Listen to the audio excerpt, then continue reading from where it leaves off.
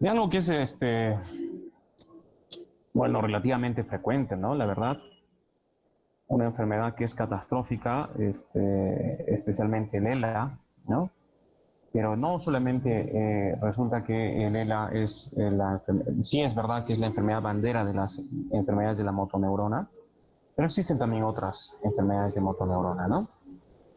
Entonces, bueno, vamos a entender especialmente el ELA, cómo se presenta y cómo evoluciona, ¿no? De manera tan desfavorable, terminando con la muerte de un paciente, ¿no? De manera, en general, más o menos rápida, ¿no? Entonces, bueno, vamos a escuchar a vuestros compañeros, por favor, empiecen. Ya, doctor, buenas tardes, compañeros, buenas tardes. Nosotros vamos a exponer acerca de las enfermedades de la motoneurona y vamos a explicar las principales de cada una. Bueno, dando una pequeña generalidad, como sabemos, para que el sistema nervioso actúe sobre el músculo, tiene que pasar sobre dos componentes, tanto la primera motoneurona, o también llamada la superior, y la motoneurona inferior, también llamada como segunda. Esta se va a la motoneurona superior, su zona se va a encontrar en la corteza cerebral y su axón va a bajar hasta la médula espinal, en donde se va a encontrar con su subordinada. La motoneurona inferior, en donde va a realizarse la sinapsis, y a partir de ella va a salir de la médula en forma de nervio raquídeo, y esta va a llegar al músculo, en donde la va a activar y en sí se va a realizar la contracción muscular. Dentro de las enfermedades de la motoneurona, vamos a ver que esta va a ser un grupo heterogéneo y algunas de ellas esporádicas y otras hereditarias. Estas van a afectar exclusivamente o predominante a las neuronas motoras. En sí va a haber una degeneración de estas. Estos pueden ocasionarse tanto en la corteza cerebral, en los núcleos motores del tronco encefálico y en las astas anteriores de la médula espinal. Según la función de la topografía, o bueno, en sí la zona atrófica, se van a distinguir en tres. Las enfermedades de la motoneurona superior. Y aquí va a haber, dentro de los síntomas van a primar la pérdida de la fuerza, la espasticidad, la hipertonía y la hiperreflexia. Y una de las enfermedades más características va a ser la paraplegia espástica familiar. También tenemos las enfermedades de la motoneurona inferior, en sí, donde va a haber una pérdida de la fuerza, una atrofia muscular, una hipotonía y una hiporreflexia. Y la enfermedad más característica va a ser la atrofia muscular espinal. Y también vamos a encontrar las enfermedades con afectación de ambas, que va a ser la más conocida, la esclerosis lateral amiotrófica, que va a haber una mezcla de estos síntomas. Dentro de las enfermedades de la primera motoneurona vamos a encontrar, como les mencioné, la paraplegia espástica familiar. Esta va a ser un grupo de trastornos neurodegenerativos, principalmente a causa de una heterogeneidad fenotípica y genética. Esta se va a caracterizar por una alta espasticidad, una debilidad progresiva de los miembros inferiores y un tono muscular elevado. También, algunos de estos pacientes van a presentar una alteración de la marcha, en donde van a presentar un pie equino, una flexión de rodillas, y también estos pacientes presentan caídas frecuentes. Esto porque va a haber una rotación interna de las rodillas. Otros pacientes pueden presentar trastornos de la vejiga, en donde van a poder presentar una urgencia, una incontinencia o un vaciado incompleto. Todos estos, todas estas características van a ser de la paraplegia espástica familiar pura. Y también vamos a encontrar una paraplegia espástica familiar completa, que en sí va a ser un poco infrecuente, pero ya va a ser un grado más complicado, como su mismo nombre lo dice. Y acá vamos a ver ya una alteración de las extremidades superiores, y algunos pacientes van a presentar epilepsia, ataxia y discapacidad intelectual. En sí, ¿qué va a ser o sea, qué va a determinar una forma u otra de estas presentaciones? Va a ser a partir de los genes. Esta enfermedad va a afectar a una de cada 10.000 personas, y un 75% de estas va a ser a causa de va a ser por una autosómica dominante, en donde van a privar los genes 4 y 3A, que en sí estos dos van a ser casi el 50% de casi todas las enfermedades, de casi toda la enfermedad que va a aparecer. Y bueno, un 25% va a ser a causa de una autosómica recesiva, que va a ser a causa de un gen A y un G5A y un G7. Pero en sí, toda la enfermedad, y según todo los estudios que se han hecho, hay más de 80 genes que van a provocar esta enfermedad. Entonces, para poder realizar este estudio, se va a basar en estudios genéticos y también un examen físico exhaustivo a partir de un neurólogo. Esta enfermedad no tiene un tratamiento específico, así que vamos a ver y va a tener un tratamiento multidisciplinar. Dentro de ellos va a haber una fisioterapia regular, la cual va a consistir en mantener la función, mejorar la marcha, reducir el dolor y la fatiga. Ya cuando esta espasticidad es aún más fuerte y ya va a alterar más aún la calidad de vida de estos pacientes, se puede ya utilizar un baclofeno, un relajante muscular o también la toxina botulínica. Y ya cuando la enfermedad va a ser aún más grave, se puede recurrir a la cirugía en donde se va a tratar los músculos espásticos y también se van a corregir las deformidades.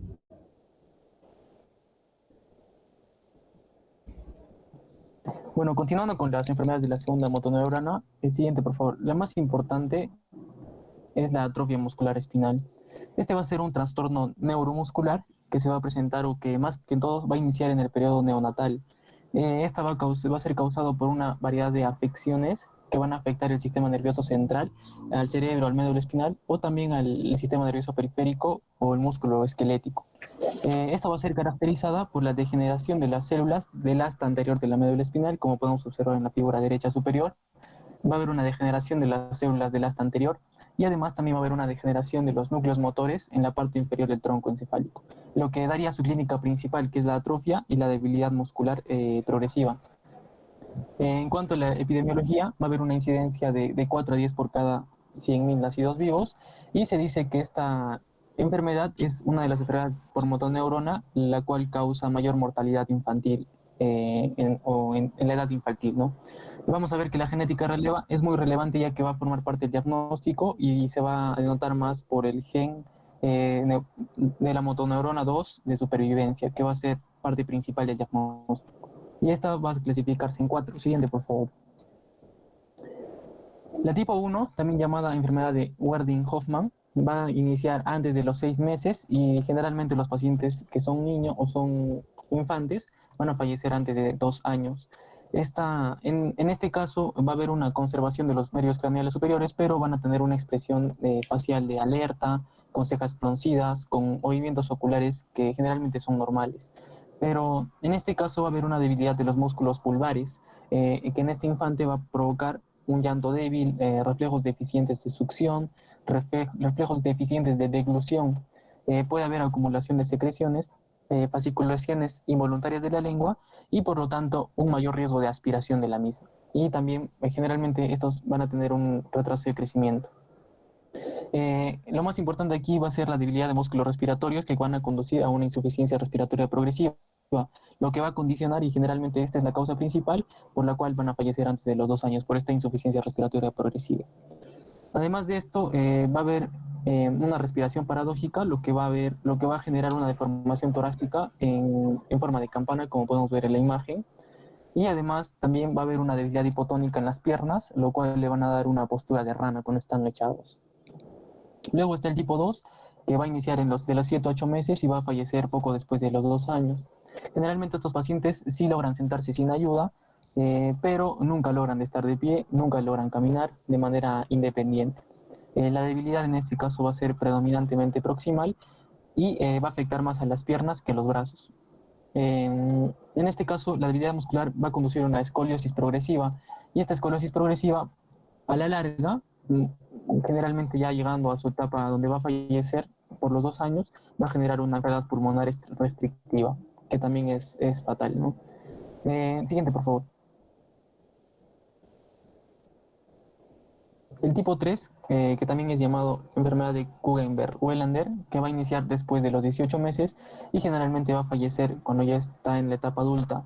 Estos individuos sí pueden caminar normalmente, pueden lograr pararse, pero va a afectar o generalmente va a haber dificultad para subir o bajar gradas y mientras más pase el tiempo va a haber más dificultad para pararse o caminar. Y estos generalmente cuando ya estén llegando a la etapa adulta van a depender de una silla de ruedas. Y luego está el tipo 4, que es la menos frecuente y quizás se podría decir la que tiene mejor pronóstico, va a iniciar en la segunda o tercera década de la vida y generalmente puede o no fallecer en el adulto. Este tipo va a lograr todos los hitos motores, va a lograr todas las capacidades de sentarse, caminar, pararse de manera independiente, y generalmente estos son los que tienen mejor pronóstico y tienen una mayor esperanza de vida. Pero es el menos frecuente de todos estos tipos de AME, de la atrofia muscular espinal. Siguiente, por favor. Este es un resumen de todos los tipos, en los cuales nos dicen si requiere soporte respiratorio al nacer, si requiere la capacidad, si puede sentarse, si puede pararse, si va a poder caminar. Y la parte más importante que quiero que vean aquí es el número de copias de la segunda, de SMN2, que es de la motoneurona 2 de supervivencia, que mientras más número de estas haya, va a ser un tipo mayor y por lo tanto va a haber un mejor pronóstico. Por ejemplo, en la tipo 4 va a haber más de 4 SMN2 y por lo tanto va a haber una mayor esperanza de vida. Siguiente, por favor. En cuanto a los diagnósticos, el principal del gol estándar va a ser el estudio genético y va a depender de esta motoneurona 2 de supervivencia, que como mencioné, mientras más de estos haya, va a haber mejor pronóstico y mayor esperanza de vida. En segunda instancia está la electromiografía, en la cual van a haber generalmente ondas positivas y va a haber una amplitud motora de mayor instancia. La creatinquinasa, que generalmente va a estar elevada, y en el tipo 3 puede estar elevada hasta 10 veces su valor. Y una biopsia muscular en donde va a haber un patrón neuropático con fibras hipertrofiadas de este músculo, ¿no?, que se toma. Siguiente, por favor. En cuanto al tratamiento, generalmente lo principal es la fisioterapia, proporcionar nutrición y asistencia respiratoria, que es lo más importante. Pero hay estudios que mencionan que generalmente utilizan este nusinersen, que es el que más se ha utilizado mediante ensayos, y consiste en una administración intratecal mediante una punción lumbar. Este nusinersen es un oligonucleótido antisentido, el cual aumenta la inclusión del exón 7 en el ARN mensajero y va a producir más gen de la motoneurona 2 de supervivencia, y a mayor gen de estos va a haber un mejor pronóstico. Siguiente, por favor. Y por último, la amiotrófica focal benigna, que es menos frecuente. Esta va a comenzar en la cuarta etapa de la vida, su etiología es desconocida, y la diferencia del anterior del AME, esta solamente va a afectar a los músculos que son dependientes de metámeros, que generalmente son la musculatura intrínseca de la mano y del antebrazo. Y va a haber una hipertrofia y debilidad, más que todo en las partes distales de las extremidades superiores. Como podemos ver en la imagen, hay una ligera atrofia en el brazo izquierdo, y como mencioné, estos van a ser solamente dependientes o van a darse solamente en la región distal de las extremidades superiores. Siguiente, por favor. Ahora vamos a hablar de la esclerosis lateral amiotrófica. Siguiente. Va a provenir del término griego mioitrófica, que en conjunto va a significar sin alimentación a los músculos. Lateral, por las áreas de la médula espinal donde se localizan las células nerviosas que dan señales y controlan los músculos. Y la esclerosis, puesto que a medida que esta área va degenerándose, va a tener cicatrices. Es también conocida como enfermedad de Lou Gehrig por el beisbolista que obtuvo esta enfermedad. Es neurodegenerativa progresiva, que afecta a las células nerviosas del cerebro y de la médula espinal, en la cual hay un deterioro gradual de generación y muerte de motoneuronas, tanto las neuronas motoras superiores como las inferiores, que se degeneran y también mueren y dejan de enviar mensajes a los músculos, como vemos en la imagen. Los músculos se debilitan gradualmente y van a contraerse, a esto se le llama fasciculaciones, y degradarse y se van a atrofiar. Y con el tiempo el cerebro va a perder la habilidad de iniciar y controlar los movimientos voluntarios. Estas neuronas motoras van a iniciar y proporcionar los enlaces de comunicación vitales entre el cerebro y los músculos voluntarios. Siguiente, por favor.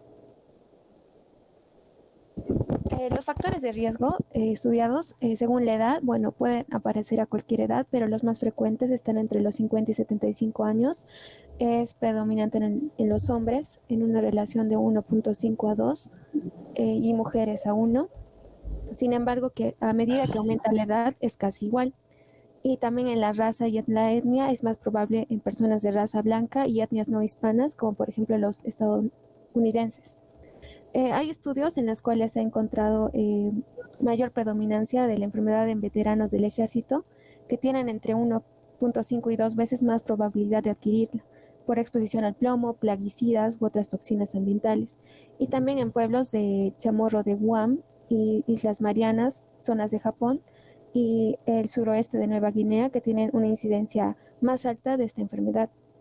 Epidemiológicamente, aproximadamente 5.600 personas en los Estados Unidos son diagnosticadas con ELA cada año, es decir, 15 nuevos casos cada día. La incidencia anual va entre 1 a 3 por cada 100.000 habitantes globalmente. Y hasta 30.000 estadounidenses podrían tener la enfermedad en cualquier momento dado.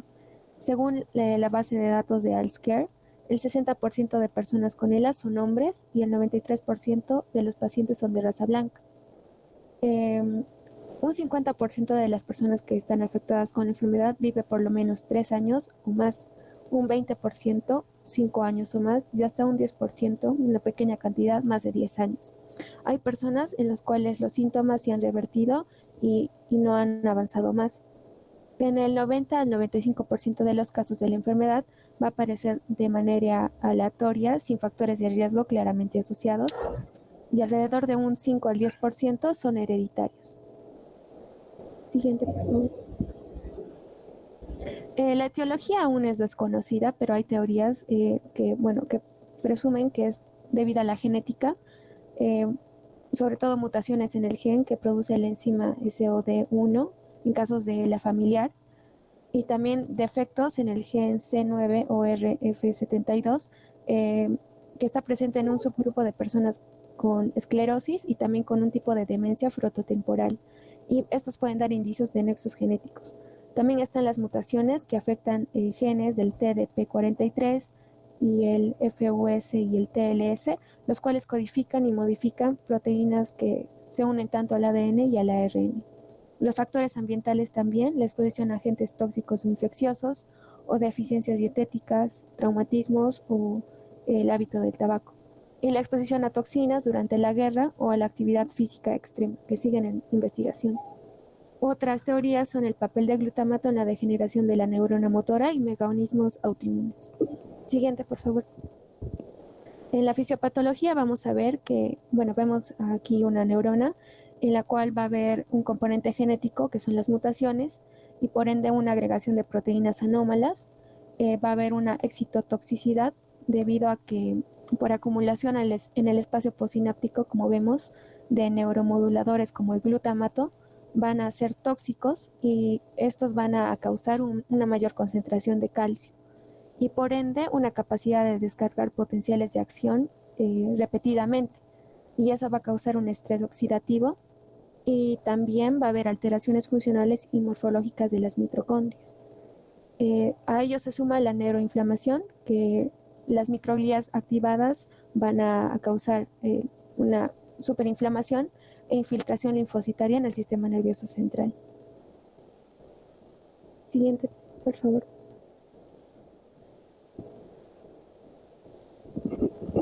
La clasificación de la enfermedad está en esporádica, que en la mayoría de casos en un 90-95%, que ocurre aparentemente al azar, sin ningún factor de riesgo asociado ni historia familiar de la enfermedad, como vemos en muchos casos.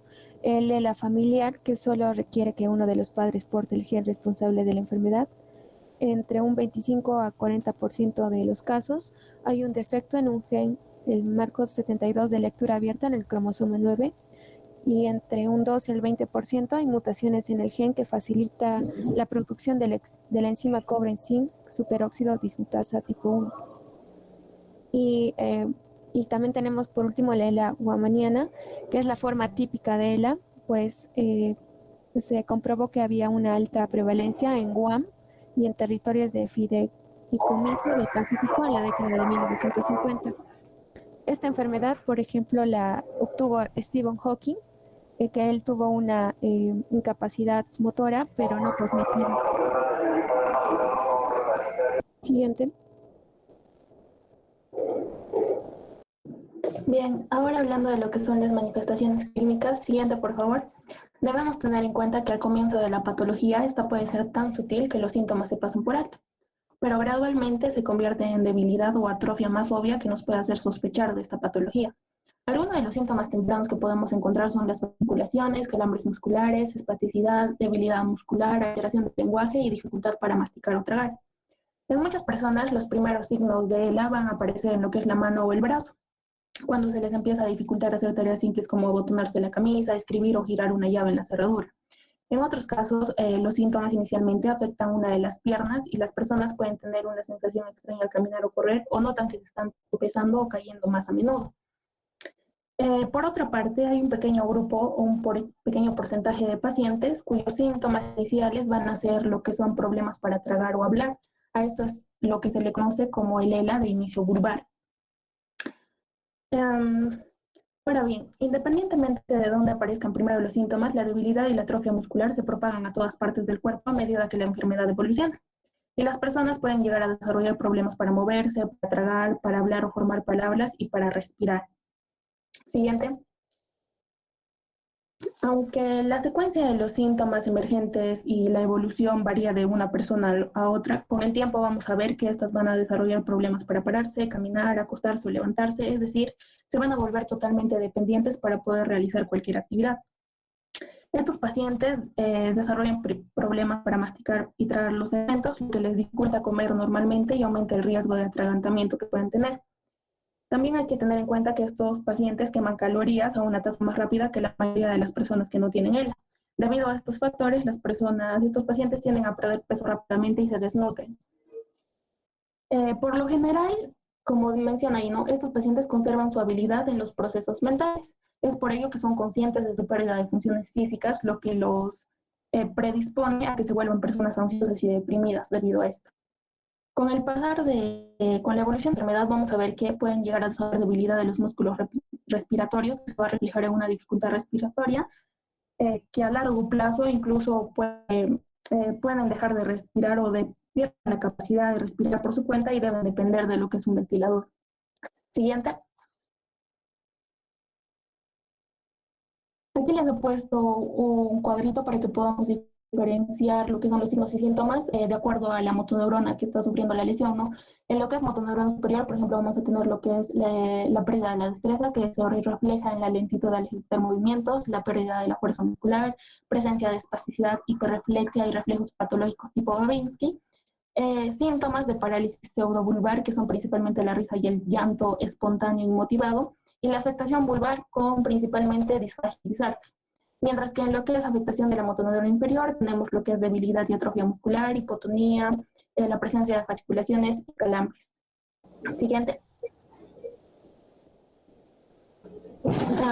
Hablando del diagnóstico, nosotros tenemos que recordar que no existe ninguna prueba que nos dé el diagnóstico definitivo de ELA.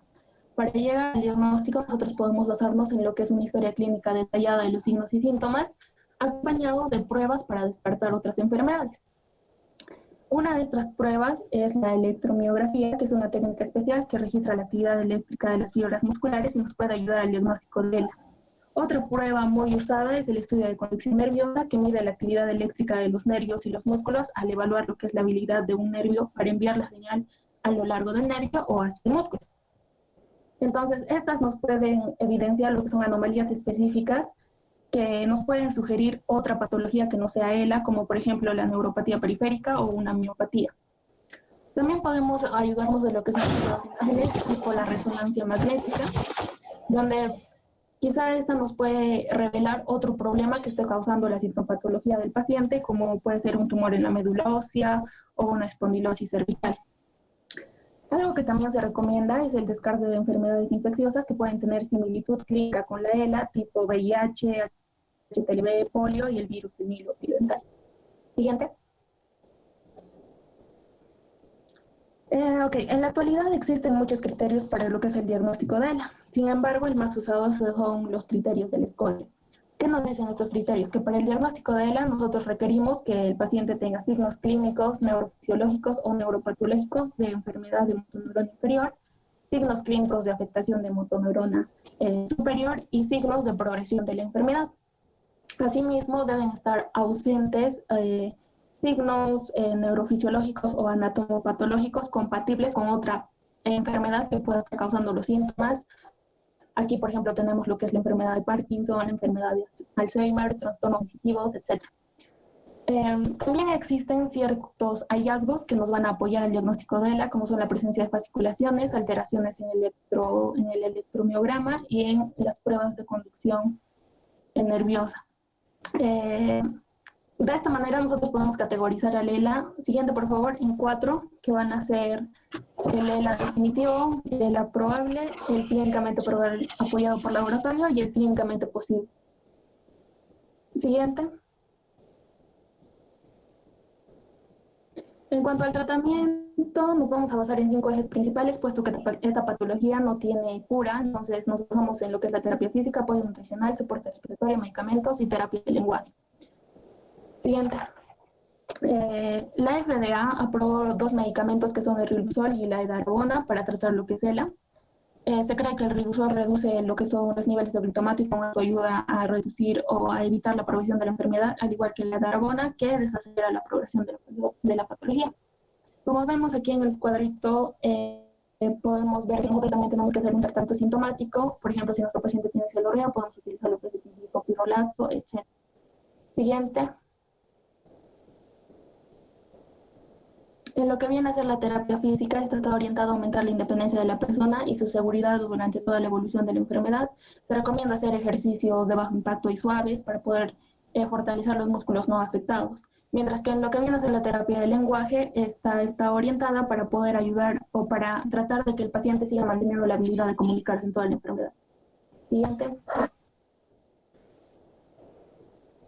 El apoyo nutricional, como vimos, estas personas bajan de peso muy rápidamente y se desnutren, por eso es que se recomienda al inicio lo que son las comidas pequeñas y evitar los alimentos difíciles de tragar. O también la nutrición general por medio de lo que es la gastrostomía endoscópica percutánea, esto para estabilizar el peso del paciente. Y por último, en lo que viene a ser el soporte respiratorio,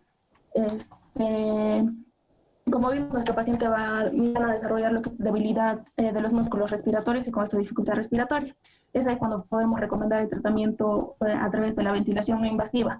Al comienzo solo puede ser esta necesaria durante la noche, pero a medida que avance la patología ya puede ser necesaria todo el día, ¿no?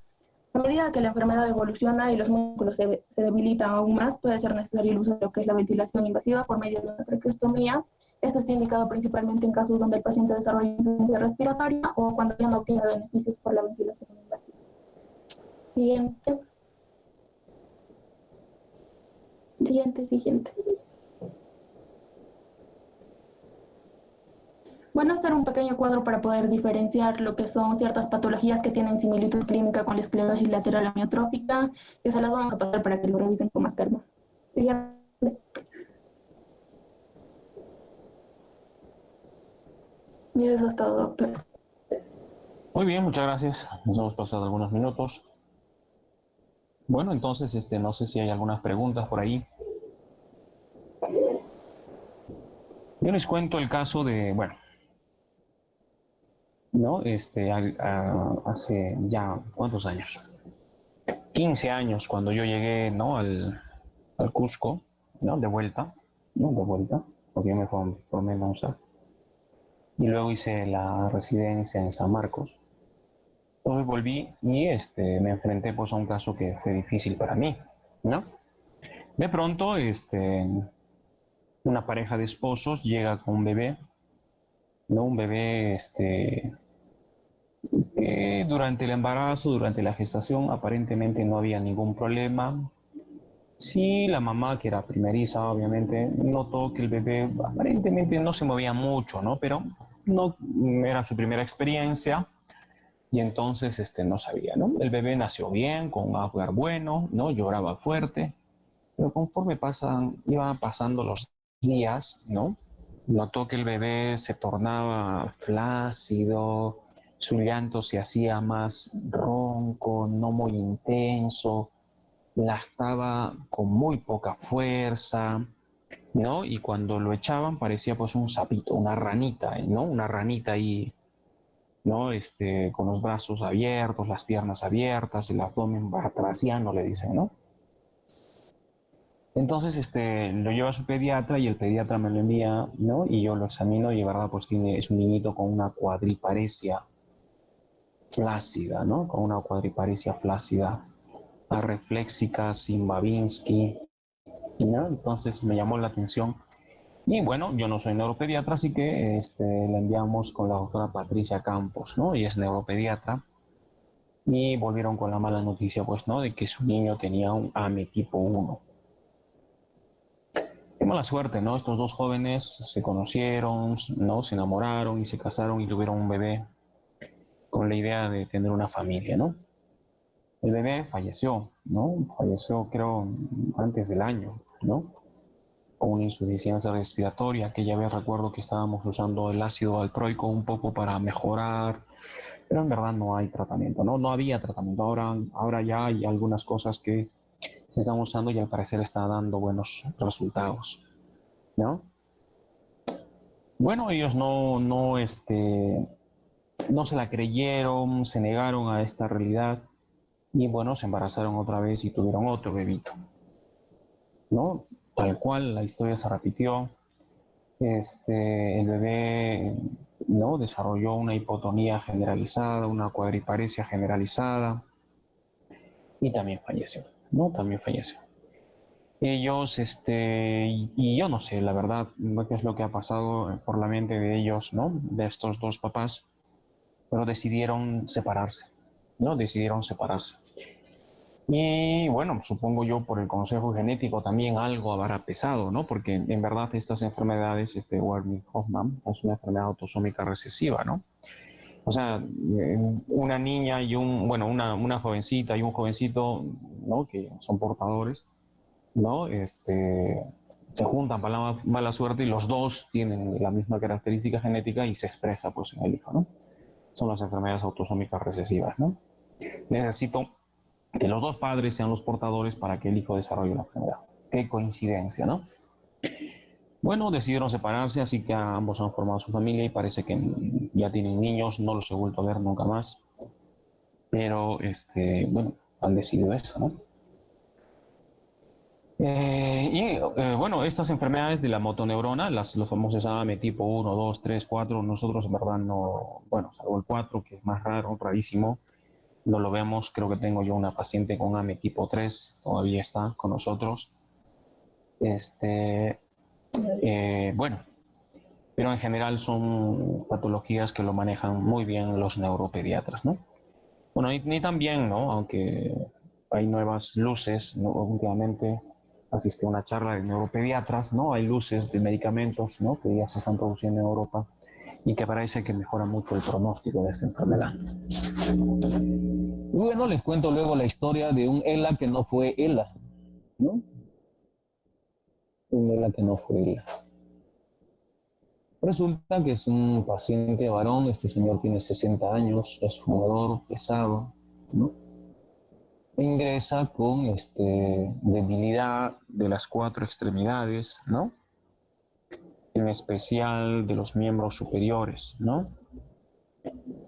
Cuando uno, bueno, aquella vez yo era R1 y con mi R3 lo examinamos y bueno, con la ayuda de todos los neurólogos, ¿no? De mi hospital. Y efectivamente el paciente tenía una cuadriparesia, ¿no? Y resulta que en los miembros superiores tenía arreflexia e incluso tenía signos de atrofia muscular, ¿no?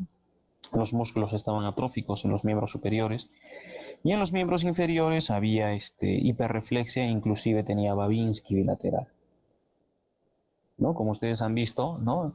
La revisión de vuestros compañeros, ¿no? Cuando hay síntomas o signos de primera neurona y segunda neurona hay que pensar en ELA, ¿verdad? Y nuestro paciente tenía signos de primera neurona en los miembros inferiores, ¿no? Y signos de segunda neurona en los miembros superiores. Además de esto, nosotros notamos, ¿no? Y eso ya un poco, ¿no? Como que nos acomodamos, la voz un poco ronca, un poco disfónica del paciente, ¿no? Él decía que siempre era así, que era por fumar, ¿no? Pero nosotros no le prestamos atención y dijimos, bueno, aquí está pues otro síntoma más de ELA, ¿no? Que está comprometiendo, ¿no? Los segmentos vulvares por esto de la voz que era disfónica, ronca, está comprometiendo los segmentos cervicales por esto de la debilidad y atrofia de los miembros superiores, está comprometiendo los miembros, los segmentos lumbares, lumbosacros por esto de compromiso y de la debilidad de los miembros inferiores, ¿no? Entonces hay convivencia de signos de primera neurona en miembros superiores y segunda neurona, primera neurona en miembros inferiores y segunda neurona en los miembros superiores. Bueno, hicimos electromiografía y bueno, ahora que lo pienso, ¿no? Mi maestro en electromiografía, yo pienso que cometió un error, ¿no? Porque no tendríamos sino el problema que les voy a contar más luego. Bueno, recuerdo yo que aquella vez su esposa, bueno, era una persona muy amable y de hecho nos regaló unos poemarios porque resulta que había sido una poetisa, ¿no? Y al final nuestro diagnóstico fue un poco penoso porque le dijimos, ¿sabe qué, señora? Su esposo lo que tiene es una enfermedad que es mortal, que se llama esclerosis lateral amiotrófica y pues no hay nada que hacer. Bueno, esa fue nuestro diagnóstico final y bueno, el paciente se fue resignado a la casa. Claro que a él mismo no se lo contamos y a la esposa sí, pero felizmente la esposa, no contenta con lo que nosotros le habíamos dicho, buscó pues otra opinión, ¿no? Y se fue al hospital Almenara y en el hospital Almenara hicieron más estudios, ¿no? Y regresa la esposa muy, muy, muy, muy molesta, ¿no es cierto? De hecho nos pidió sus libros, sus poemarios, así que tuvimos que devolvérselos. Y nos dijo que su esposo no tenía talela, lo que tenía era una estenosis espinal cervical. Y vuestra compañera también casi al final dijo, ¿no? Los diagnósticos diferenciales. Está la osteoartrosis cervical. Es interesante, ¿no? Saber que ¿no? La estenosis cervical, que generalmente es por espondiloartrosis, ¿no es cierto? ¿No? Se comprime un poco se estenosa el canal espinal, por consiguiente se comprime la médula a ese nivel, pero también al mismo tiempo esta misma osteoartrosis, ¿no es cierto?, estenosa los agujeros de conjunción por donde salen las raíces nerviosas del plexo cervical y producen entonces signos de segunda neurona en los miembros superiores, por esto de las raíces comprometidas, ¿no? Y síntomas y signos de primera neurona abajo en los miembros inferiores por esto de la compresión de la médula, ¿no? ¿Y la voz ronca dónde queda? Bueno, él siempre fue así, ¿no? Solo que no le prestamos atención, ¿no? Siempre fue una persona que hablaba así, ronco, ¿no? Y con una disfonía, ¿no es cierto? Y nosotros asumimos que era la parte vulvar que estaba comprometida, ¿no? Entonces, una experiencia muy aleccionadora, pues traumante para nosotros también y obviamente para la familia, ¿no? De pensar y recibir esa noticia que su familia, su esposo iba a fallecer en menos de un año, en menos de 3 años, iba a fallecer, ¿no? Entonces, claro, es importante hacer buenos diagnósticos, ¿no? Sí sospechar, ¿no? Como ustedes han dicho, ¿cuándo sospechar? Es interesante esto, ¿no? ¿Cuándo sospechar a un paciente con ELA? Cuando en una misma extremidad conviven tanto signos de primera neurona como segunda neurona. Y es así, ¿no? El ELA típico es lo más frecuente, ¿no? Es una enfermedad de motoneurona más frecuente en la edad adulta, ¿no? Y en los chiquitines, el AME, pues el AME tipo 1, de lejos, ¿no? Atrofia muscular espinal. Entonces, ¿cómo es un paciente con ELA, digamos? No es un paciente mayor que tiene ya más de 50 años en general, no es un paciente que ingresa y nos busca porque de pronto tiene el pie caído. No, mira, el pie caído debe ser pues una neuropatía del ciático popliteo externo o a lo mucho será pues una radiculopatía L5, ¿no? Lo malo es que esta enfermedad progresa, ¿no? Y el paciente se cae, está empezando a faltar fuerza en la pierna izquierda, ahora en el brazo izquierdo también. Y conforme va pasando los meses, ¿no? Se va produciendo pues una cuadriparesia asimétrica sin compromiso sensitivo en general, ¿no? Y cuando uno lo examina, encuentra que efectivamente tiene esta mano de Arend-Duchenne. La mano de Arend-Duchenne se caracteriza por hipotrofia de los interóseos dorsales, de la eminencia tenar y hipotenar, ¿no? Una mano como si estuviera en garra, ¿no?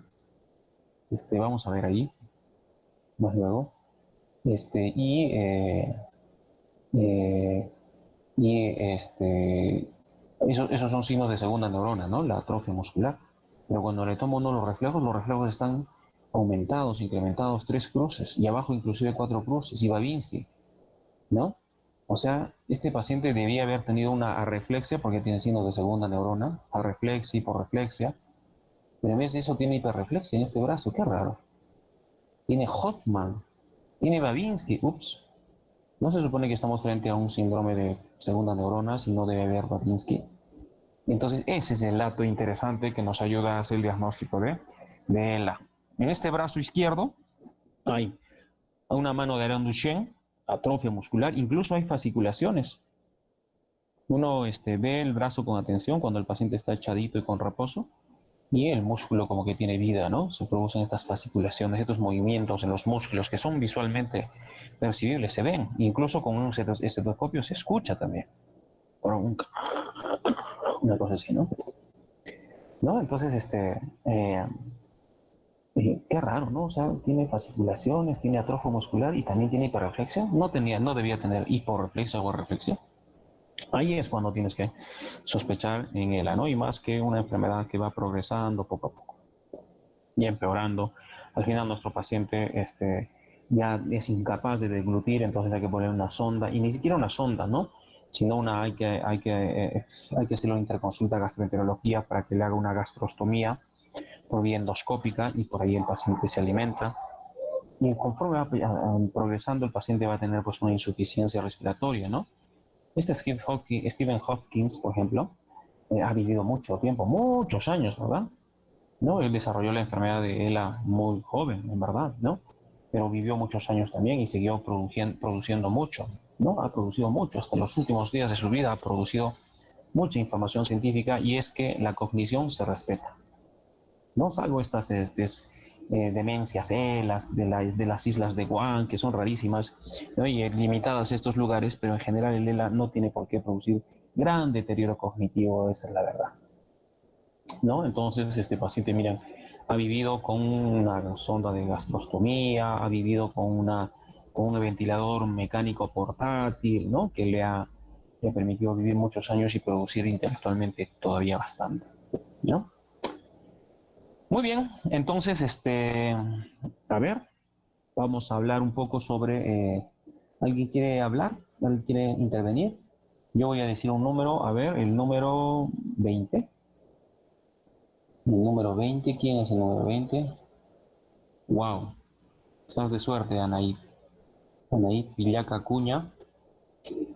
Por favor, Karen, ¿quién es el alumno que se fue? Que ya no está en nuestra lista. Ah, Terán Paiva, doctor. Pero ya en la lista nueva que le mandé ya no está, ya no lo estoy considerando.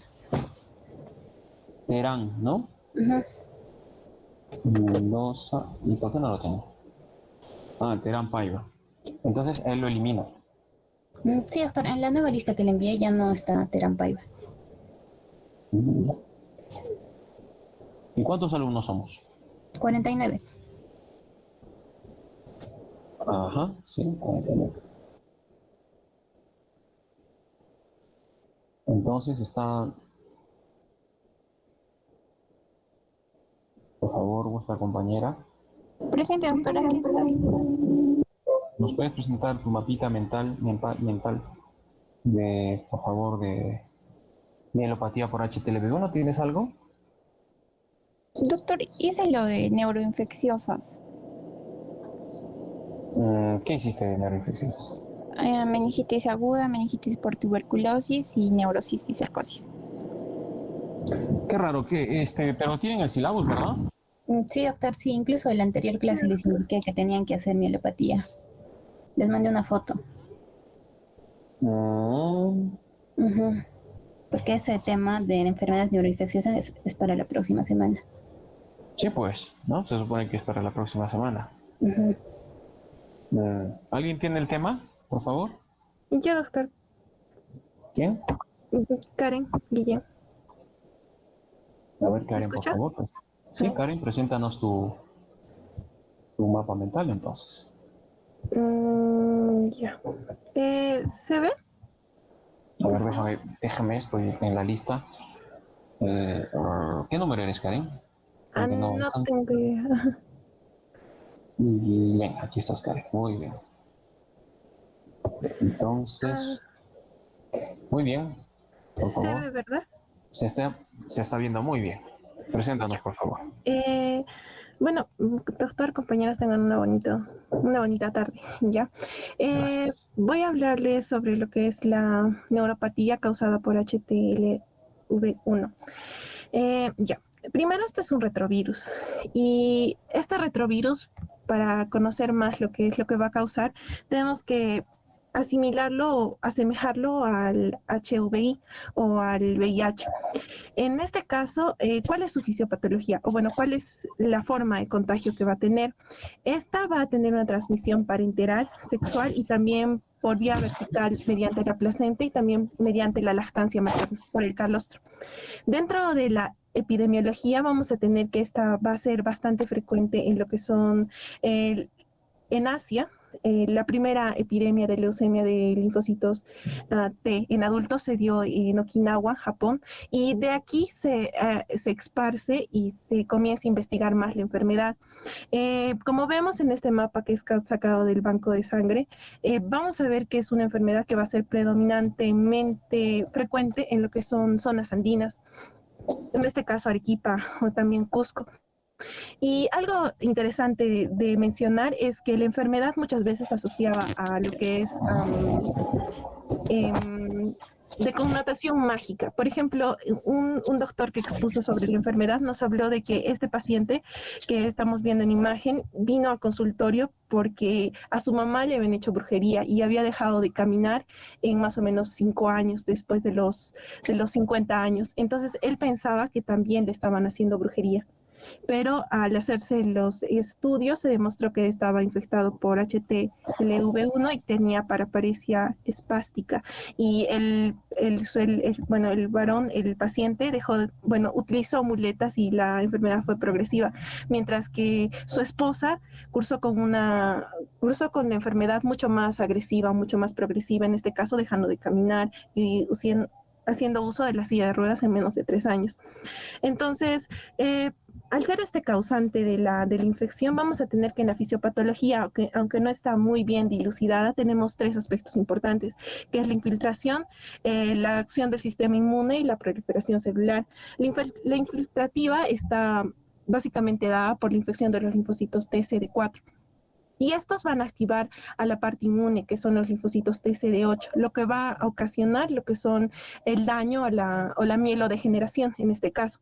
¿Y cuál es la diferencia entre el VIH y el HTLV1? La diferencia es que esta enfermedad va a tener 2 características importantes, que es que tiene una replicación bastante lenta, por lo cual el curso en el momento de lo que es hasta la expresión de la enfermedad desde la infección, va a ser muy largo, aproximadamente 40 años en pacientes que se ha determinado que tenían la infección mediante contagio de calostro por vía vertical. Entonces, y otra característica es que este virus, al tener una replicación bastante lenta, va a tener una característica que es al ser la replicación lenta, va a ser más exacto. Entonces nos da replicaciones virales que son más lentas sí en curso, pero que son más exactas y no hay tanta variabilidad genética. Ya. Y continuando, vamos a ver lo que es la clínica. Entonces, ¿qué es el virus? En realidad puede causar tres cuadros clínicos bastante comunes, que es la leucemia de células T en adulto, la paraparesia espástica y complicaciones infecciosas.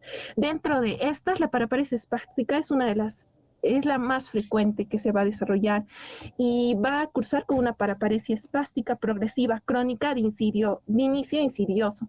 Esto va a hacer básicamente debilidad más espasticidad.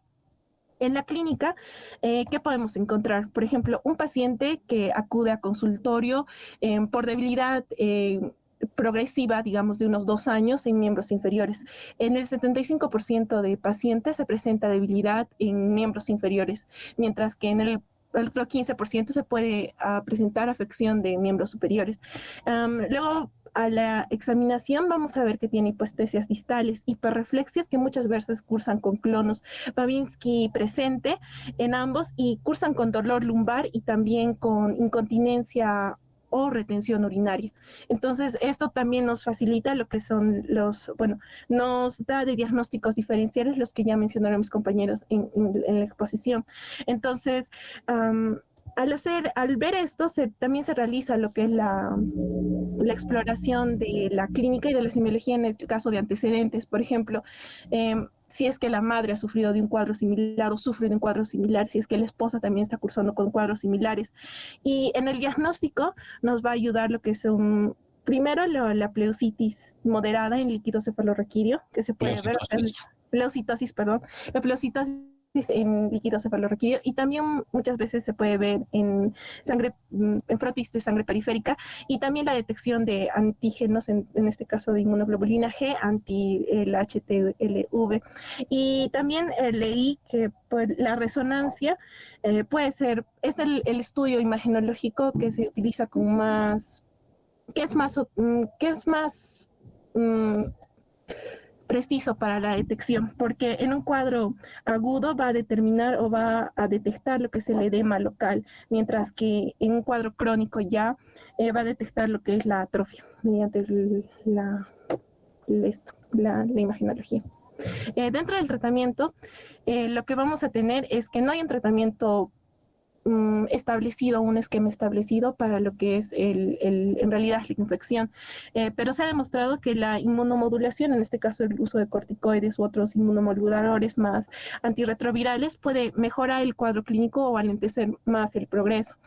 Al final, los pacientes generalmente van a hacer uso de prótesis o también muletas y en algunos casos también terminar en silla de ruedas. Y los dos relajantes musculares que se utilizan son el baclofeno y el diazepam.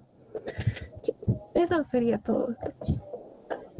Muy bien, Karen, gracias, muchas gracias. Entonces aprovecharemos para comentarles el caso de un paciente, ¿no? Una paciente que hicieron el diagnóstico de ELA, pero que no fue ELA, ¿no? Que fue una mielopatía por HTLV1. Se trata de una señora, ya tiene 65 años, ¿no? 70, ¿no? Casi 70, 68 años por ahí, ¿no? Esta es una señora que tiene su hija que vive en Italia y bueno, se fue a visitarla a Italia. Pero ya traía enfermedad de varios años, ¿no? De evolución. Entonces se va a Italia. En Italia la hija le preocupa pues a la hija cómo camina, ¿no? Y cómo se cae con alguna frecuencia, le falta fuerza en las piernas, ¿no? Y va donde los médicos italianos y los médicos italianos la examinan y le hacen el diagnóstico de ELA, ¿no? La señora vuelve con una serie de manuales, ¿no? Bien bonitos los manuales, de verdad, los italianos dan mucha información. La paciente trae todos sus manuales y trae su medicación, que es el Riluzole, que nunca lo había visto en mi vida, lo vi por primera vez. Viene pues la paciente llorando, ¿no? A la consulta y me dice, doctor, ¿sabe qué? Yo me voy a morir. ¿Qué ha pasado? Me han hecho el diagnóstico de ELA, ¿no? Y bueno, he venido a morir a mi Cusco, ¿no? No me gustaría morir allá en Italia. Y entonces, bueno, cuénteme, ¿cuál es su historia, no? La señora resulta que desde hace más o menos unos 10 años, quizás un poco más, ha notado que tiene incontinencia urinaria, que se le escapa la orina, que orina de poquito en poquito, que tiene que oprimirse la pancita para que salga más orina, ¿no? Terminó de orinar, hace sus cosas y al rato le estaba llamando otra vez para orinar, ¿no? Y ha notado también que casi simultáneamente empieza a perder la fuerza en los miembros inferiores y más que fuerza se ha tornado más las piernas espásticas duras, ¿no? Que caminan como en la paraparesia, esa figurita que vi en la paraparesia espástica familiar, ¿no? Tal cual, ¿no? Las piernas se tornan espásticas, las rodillas, una rodilla se choca con la otra, es lo que se llama la marcha en tijera, ¿no? Así se llama, la marcha en tijera propia de las paraparesias espásticas, ¿no? Entonces, tenía las marchas marcha en tijera y pues caídas con alguna frecuencia, ¿no? ¿Y desde hace cuántos años? Más de 10 años, doctor. Ups, entonces ahí presté atención yo, ¿no? 10 años, a ver. ELA igual, mortalidad en los 3, máximo 5 años. Claro que hay de todo, ¿no? Pero la generalidad es que los pacientes mueren los 3 primeros años, ¿no? La generalidad, 3 años en promedio, ¿no? Y ya tiene ya 10 años y no ha empeorado. ¿Y usted deglute bien? Sí, degluto bien. ¿Y usted está hablando bien? Sí, estoy hablando bien. No, no. Ah, ¿y los brazos cómo están? Los brazos están fabulosos. Esto no es ELA.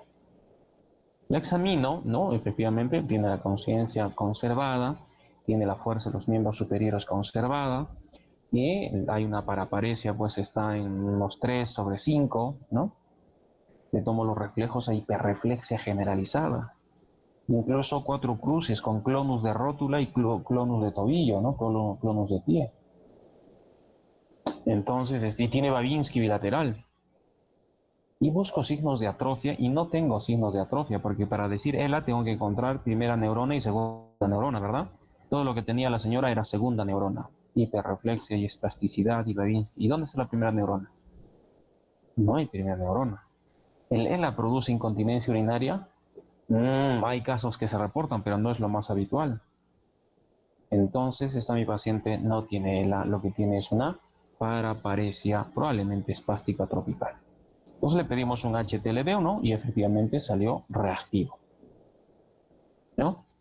Y bueno, le dimos la buena noticia, o no sé si buena al final, que la señora no tiene ELA y no se va a morir por eso, y sí tiene una enfermedad que se llama paraparesia espástica tropical, ¿no? La señora viajó, bueno, me regaló todo su material, me regaló su Relusole, ¿no? Para que yo apenas tengo paciente se lo dé, y volvió a Italia pues a pelearse con los italianos. ¿Qué les parece?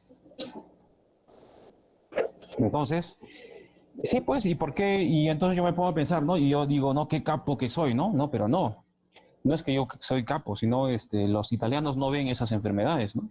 Porque como ustedes han visto en el mapa, ¿no? Estas enfermedades son más de los asiáticos y son más de los sudamericanos, ¿no? Resulta que este virus probablemente hace muchos años cuando el hombre ¿no? asiático ¿no? migró por el estrecho de Bering, trajo pues este virus, ¿no es cierto? Y lo trajo a los países americanos y sudamericanos, ¿no? Entonces, desde ahí es que tenemos el HTLV1 y mucho menos frecuente el HTLV2. ¿Qué les parece? Muy bien, no sé si tienen algunas preguntas.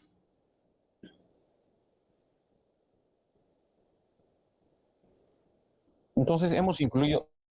¿Sí? ¿Alguien quiere hablar? Jules.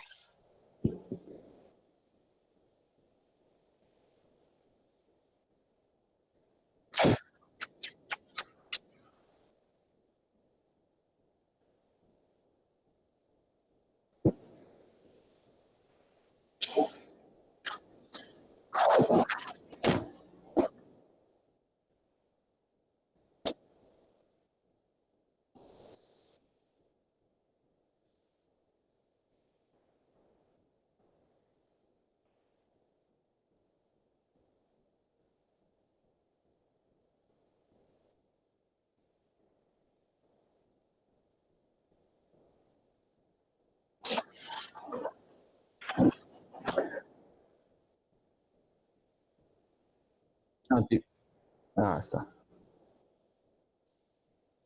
Sí.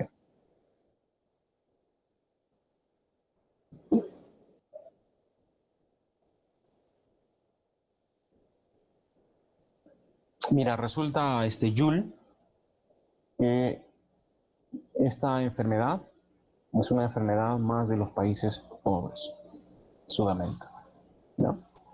Y como no es una enfermedad de los países desarrollados, nos interesa bien un poquito el estudio, ¿no? El HIV es su hermano, su primo hermano de este virus, pero mira cómo se desarrolla, ¿no? ¿Por qué? Porque los golpea y los golpea duro.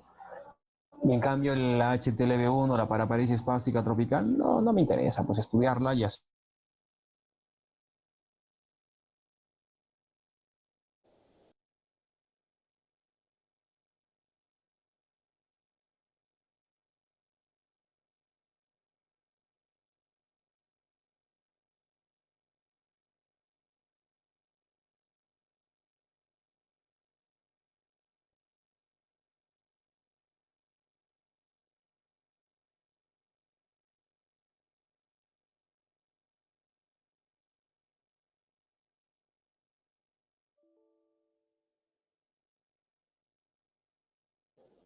No se escucha. Doctor, no se le escucha.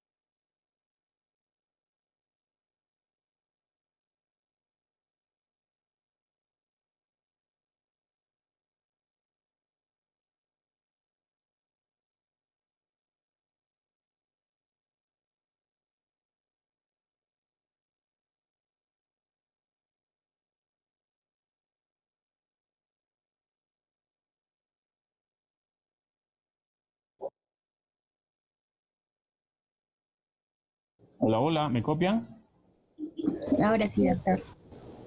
Bueno, me botó el internet. Es la segunda vez que lo hace en toda mi vida. Bueno, les decía, ¿no? Como no es una enfermedad muy, digamos, prevalente en los países desarrollados, se ha investigado muy poquito, ¿no? Cayetano estaba haciendo hasta hace poco investigaciones al respecto. Al final parece que el virus ingresa efectivamente, ¿no? Ya han dicho cómo se transmite, especialmente por vía materna, mamá a hijo, transmite por la leche, ¿no? Por eso que cuando uno hace el diagnóstico está prohibido eso, ¿no? Que lacten los bebés. Pero hay también transmisiones sexuales, hay transmisiones por sangre, por drogas, por jeringas contaminadas, ¿no es cierto? Por trasplantes, ¿no es cierto? Hay contaminación, por supuesto, ¿no? Pero no todos los pacientes que portan el virus hacen desde la enfermedad. Alrededor del 5%, de 2 al 5% hacen la enfermedad, pero la mayoría no lo hace, ¿verdad? Pero bueno, entonces decía, parece que la enfermedad no es producida exactamente por el mismo virus, ¿no? Parece que ya es un problema de tipo autoinmune. Por eso con los corticoides sí mejoran el pronóstico, ¿no? Mejoran la discapacidad, ¿no? Al menos momentáneamente, claro. El problema es sus efectos colaterales, ¿no? Parece que por ahí anda el problema, ¿no? Por un problema inmunológico, autoinmune desencadenado por sí, por este virus, ¿no? Entonces que estos anticuerpos monoclonales, estos tratamientos con corticoides, de alguna forma ayudan con la enfermedad. Sí. Muy bien, entonces permítame por favor. Antes de esto voy a buscar mi presentación. Aquí está.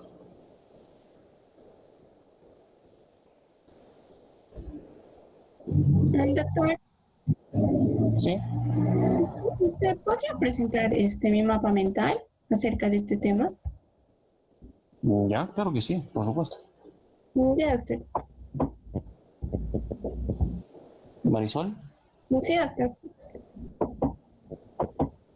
Bautista.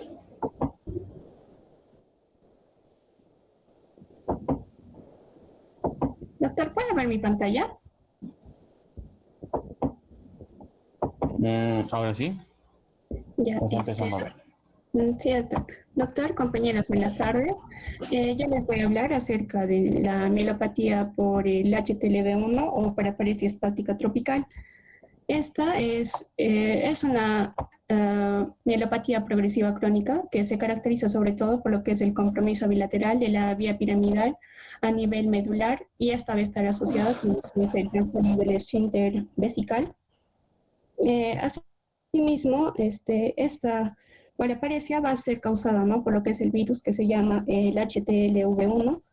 Este se transmite por contacto sexual, así también por el consumo de drogas intravenosas, el contacto por sangre o mediante la lactancia. Se dice que este virus, sobre todo, es más común en lo que son las zonas próximas al Ecuador del Sur y zonas de América del Sur. Y este virus no causa síntomas en la mayoría de los casos, pero sí en alguna de ellas, sí lo que puede producir, ¿no?, es la paraparesia espástica tropical o también la leucemia o linfoma del adulto. Solamente el 2% de las personas que van a estar infectadas por este virus van a desarrollar lo que es la paraparesia espástica tropical. Y se dice que el virus se localiza sobre todo en lo que son los glóbulos blancos o lo que son los leucocitos, ¿no? Y debido a que el líquido cefalorraquídeo va a contener los glóbulos blancos, la médula ósea también se puede dañar. Y se cree que el daño de la médula ósea se debe sobre todo a lo que es una reacción autoinmune, ¿no?, del organismo dirigida contra el virus. En acá vamos a tener que esta va a tener manifestaciones clínicas que van a ser típicas. En acá vamos a ver que va a haber una debilidad, rigidez de miembros inferiores, sobre todo en un 60% de los casos, ¿no? Aunque se conserva muchas veces lo que es la fuerza de los miembros superiores. Asimismo, es usual encontrar lo que es un dolor lumbar, hipoestesia generalizada, puede haber ardor en lo que son las plantas de los pies, una impotencia sexual, puede haber una disfunción de la vejiga con aumento de lo que es la frecuencia urinaria, asimismo, ¿no?, como una urgencia miccional, además de lo que es la incontinencia o la retención. Con la progresión de los síntomas, lo que puede aparecer es una marcha espástica, ¿no? Que esta llega a ser incapacitante hasta que finalmente un tercio de los pacientes va a terminar en lo que es en la silla de ruedas. Y dentro de lo que es la exploración neurológica, en acá lo que vamos a encontrar es una marcha espástica, también puede haber lo que es paraplegia. Asimismo, va a haber el aumento del tono muscular en los miembros, una hiperreflexia patelar, clonus. Asimismo, va a haber lo que es una hipoestesia a la vibración en los tobillos y dedos de los pies. Y el reflejo de Babinski, ¿no? Que va a ser de forma bilateral. Con lo que respecta a la evolución, esta vemos que progresa más rápidamente en mujeres que en hombres, ¿no? Y se dice que está en relación 3-1, en relación 3 a mujeres y 1 en varones. Se dice que esta tiene una alta progresión, sobre todo por la carga viral, ¿no? Que van a tener, que va a ser una carga viral alta, y en acá va a haber un aumento de la proliferación o la migración de lo que son los linfocitos infectados por el HTLV1. Con lo que respecta al diagnóstico, en acá vamos a ver que el diagnóstico se va a dar, ¿no? De acuerdo a los criterios de la OMS. En acá vamos a ver que son sobre todo criterios clínicos. En acá, como ya les había mencionado, en acá vamos a encontrar que esto tiene una incidencia mayor, ¿no? En lo que son mujeres y es ocasionalmente visto en la niñez, ¿no? Tiene un comienzo insidioso y puede ser repentino. En acá están las manifestaciones neurológicas que ya les mencioné. Y dentro de lo que es el diagnóstico de laboratorio, en lo que es el líquido cefalorraquídeo, lo que podemos encontrar es pleocitos moderados con predominio linfocitario en algunos casos. Asimismo, hay linfocitos T atípicos de núcleos multisegmentados, y también estos se pueden encontrar en lo que es la sangre periférica. Asimismo, hay un aumento de proteínas, tenemos también a la inmunoglobulina G, presencia de las bandas oligoclonales, y también hay, ¿no?, lo que es la presencia de los títulos positivos de anticuerpos anti-HTLV1. Estos pueden estar presentes en el líquido cefalorraquídeo o también en el suero. En lo que respecta a la resonancia magnética, bueno, se dice que este es el método imagenológico que más va a ayudar, ¿no?, al diagnóstico de esta patología. Y se dice que en el comienzo de la enfermedad lo que se va a encontrar es un edema localizado en el segmento torácico y lumbar de la médula espinal, y cuando la enfermedad ya progresa a estadios avanzados, lo que vamos a encontrar es una atrofia de los segmentos torácicos. Con lo que respecta al tratamiento, en acá vamos a ver que esto sobre todo, ¿no?, consiste en encontrar los síntomas específicos, ya que no hay un tratamiento estándar, pero en acá las dos terapias que se han probado o están siendo usadas son la terapia inmunomoduladora. En acá vamos a poder ver dentro de esta terapia inmunomoduladora vamos a tener sobre todo que estos van a tener efectos en lo que es la supresión de la activación inmunitaria, en particular en las células infectadas por el HTLV1. Dentro de estos vamos a tener a las hormonas por los corticosteroides, asimismo vamos a tener a pentoxifilina, la heparina, entre otros. Asimismo tenemos a la terapia antiviral, en acá vamos a tener al interferón alfa-gamma, inhibidores de transcriptasa inversa, y estos tienen como efecto la supresión de la expresión y la replicación del HTLV1. Y bueno, otra de las terapias que también se le da, se le tiene que dar al paciente, ¿no? Como no es un tratamiento estándar, también se le puede dar lo que es la fisioterapia y hacer una rehabilitación, y también dar algunos medicamentos contra la espasticidad. Y bueno, en acá podría ser algunos relajantes musculares, ¿no?, como el baclofeno o tisanidina. Y también acá vamos a ver qué se tiene que hacer, ¿no?, el manejo de los problemas urinarios, el estreñimiento. Podremos usar lo que es la oxibutina. Eso es todo. Gracias. Muy bien, gracias, muy interesante.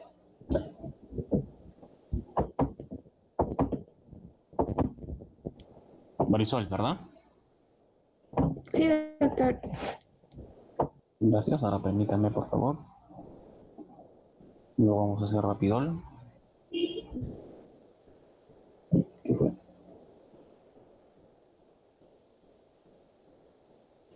Primero esto de acá. ¿Ve mi pantalla? Sí, doctor, sí se ve.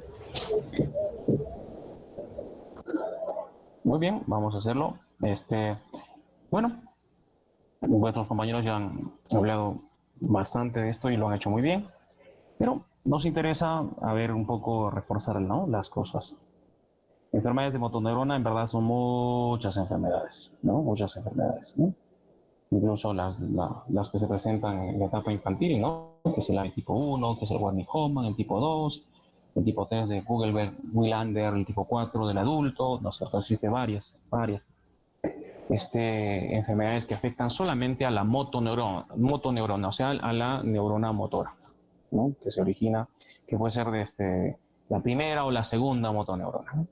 Cuando hablamos en general de enfermedad de motoneurona, muchas veces nos estamos refiriendo al ELA, así de arranque, pero es un error, ¿verdad? Cuando tú hablas de motoneurona, motoneurona no es lo mismo que ELA. Si bien es cierto, en los adultos el ELA es más frecuente, no estás hablando necesariamente de ELA, ¿verdad? Entonces hay que especificar, ¿no? Estas enfermedades son progresivas, ¿no? Son generalmente mortales, ¿no? El ELA es una enfermedad mortal, el AME tipo 1 es una enfermedad mortal, ¿no? Que afectan a las motoneuronas superiores e inferiores, ¿no? Y según eso hay manifestaciones. Cuando hablamos de ELA en específico, ¿no? Esta ha sido escrita por Charcot todavía en el siglo XIX, ¿no? Él lo describe como un trastorno neurodegenerativo, progresivo, incurable, ¿no? Y bueno, que produce mucha discapacidad y muerte finalmente, ¿no? También esta enfermedad se le conoce como la enfermedad de Lou Gehrig, por este jugador de béisbol, ¿no? Famoso, que se vio afectado por dicha enfermedad y falleció por ella, ¿no? Cuando hablamos de enfermedades de la motoneurona, tenemos al ELA, tenemos a las neuropatías motoras multifocales, a la atrofia muscular espinal, como ya lo han dicho, a la enfermedad de Kennedy, tenemos a la amiatrofia monomélica también, ¿no? Tenemos a la poliomielitis, que es una enfermedad que era muy frecuente en nuestro medio, que felizmente ya ha sido abolida gracias a la vacunación, ¿no? Tenemos estas enfermedades por el virus del Nilo occidental, ¿no?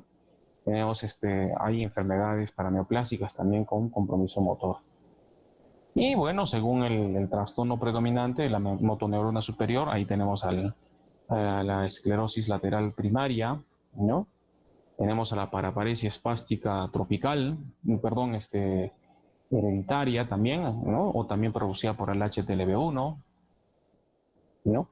Tenemos estas enfermedades de motoneuronas producidas por esta leguminosa, ¿no? Que produce el lativismo, ¿no? Enfermedades neurotóxicas, ¿no?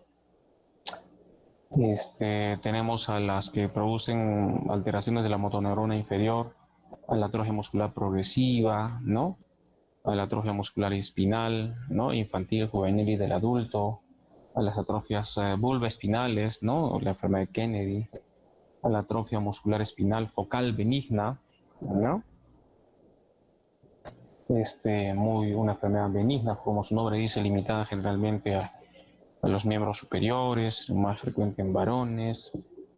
El polio, el síndrome postpolio, ¿no? A veces cuando uno ya tuvo el diagnóstico de polio, tenemos pacientes que han tenido polio.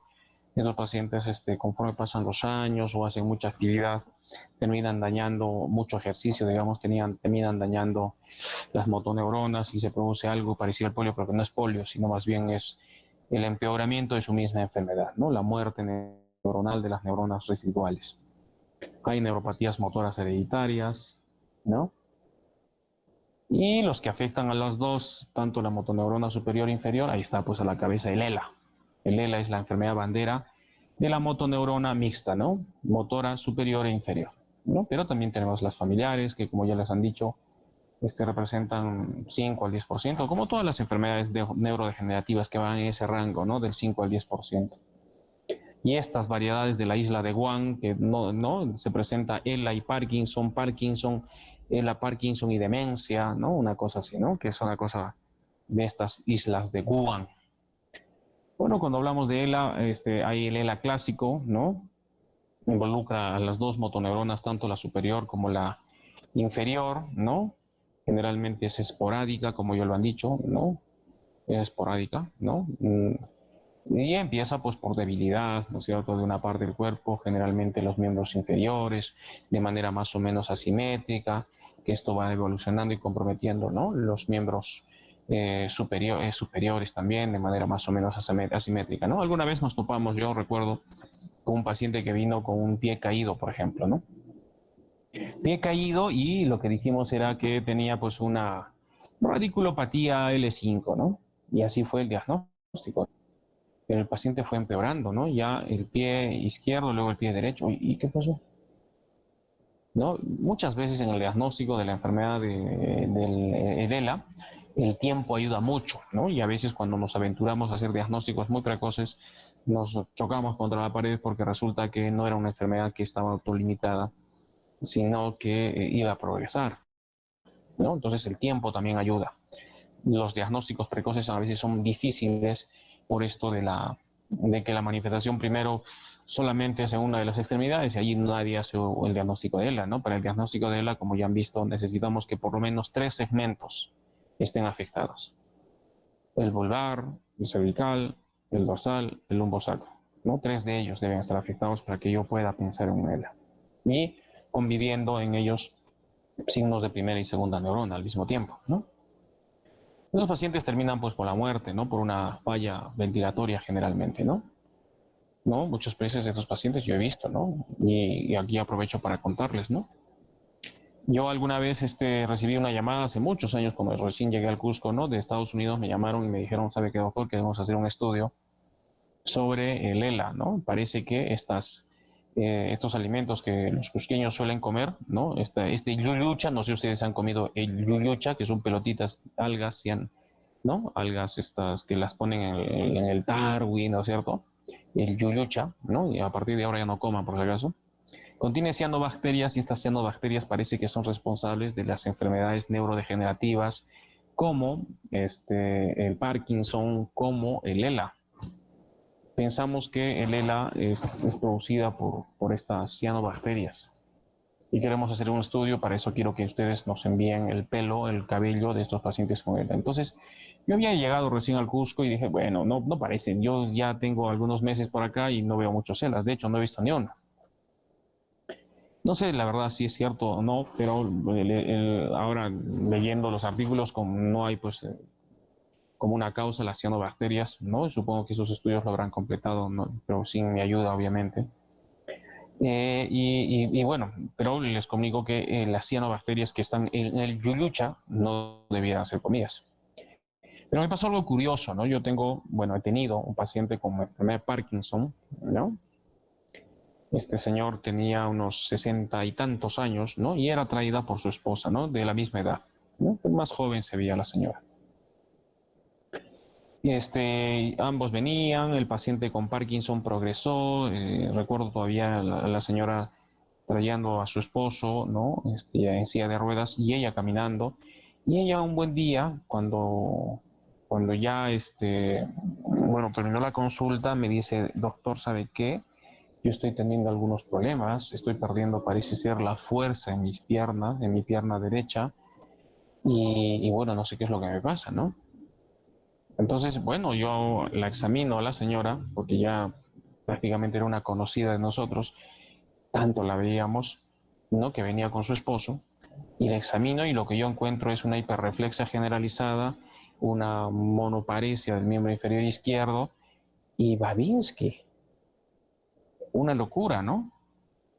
Entonces yo alerto a su familia, a sus hijas, ¿no? Y le hago pues un examen que es la electromiografía, ¿no? Y en la electromiografía esta característica tiene, ¿no? O sea, a pesar que una extremidad aparentemente está respetada, no está afectada, encontré signos de inervación, fibrilaciones y ondas positivas. Entonces ya cumplí algunos criterios, ¿no? La verdad es que le hice la electromiografía completa y encontré también actividad enervatoria en los músculos dorsales, paraespinales dorsales, que normalmente no se deben afectar porque ahí normalmente no existen hernias. ¿Qué es lo que nos debe hacer confundir en un ELA? Las hernias cervicales, las hernias lumbosacras, ¿no? Por eso poner la aguja en los músculos paraespinales de la región dorsal ayuda mucho. Entonces, yo casi precozmente le hice el diagnóstico de ELA, advertí a la familia, ¿no? Que parece ser frente al ELA, pero que aquella vez por la inseguridad de nosotros mismos también le enviamos a Lima para que algún maestro de nosotros le haga una electromiografía. Y se confirmó, ¿no? La señora desarrolló ELA y falleció.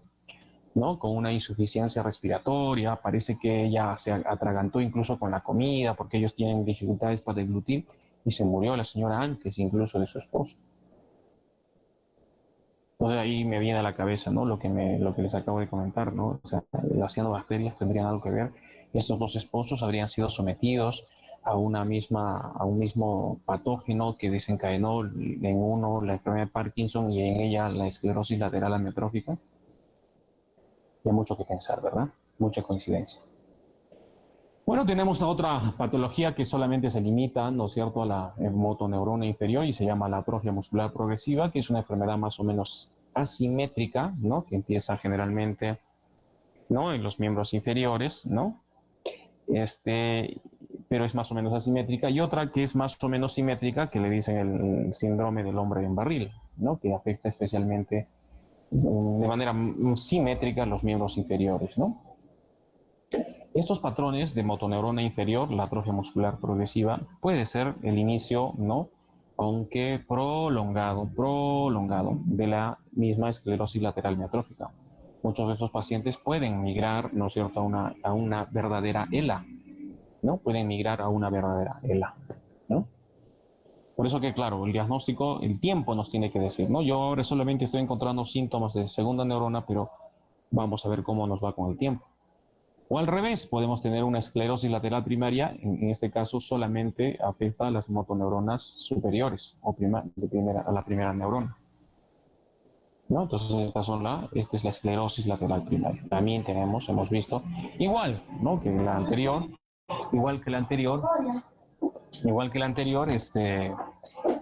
afecta solamente, ¿no? Bueno, su curso es un poco más lento, ¿no?, incluso en décadas, ¿no?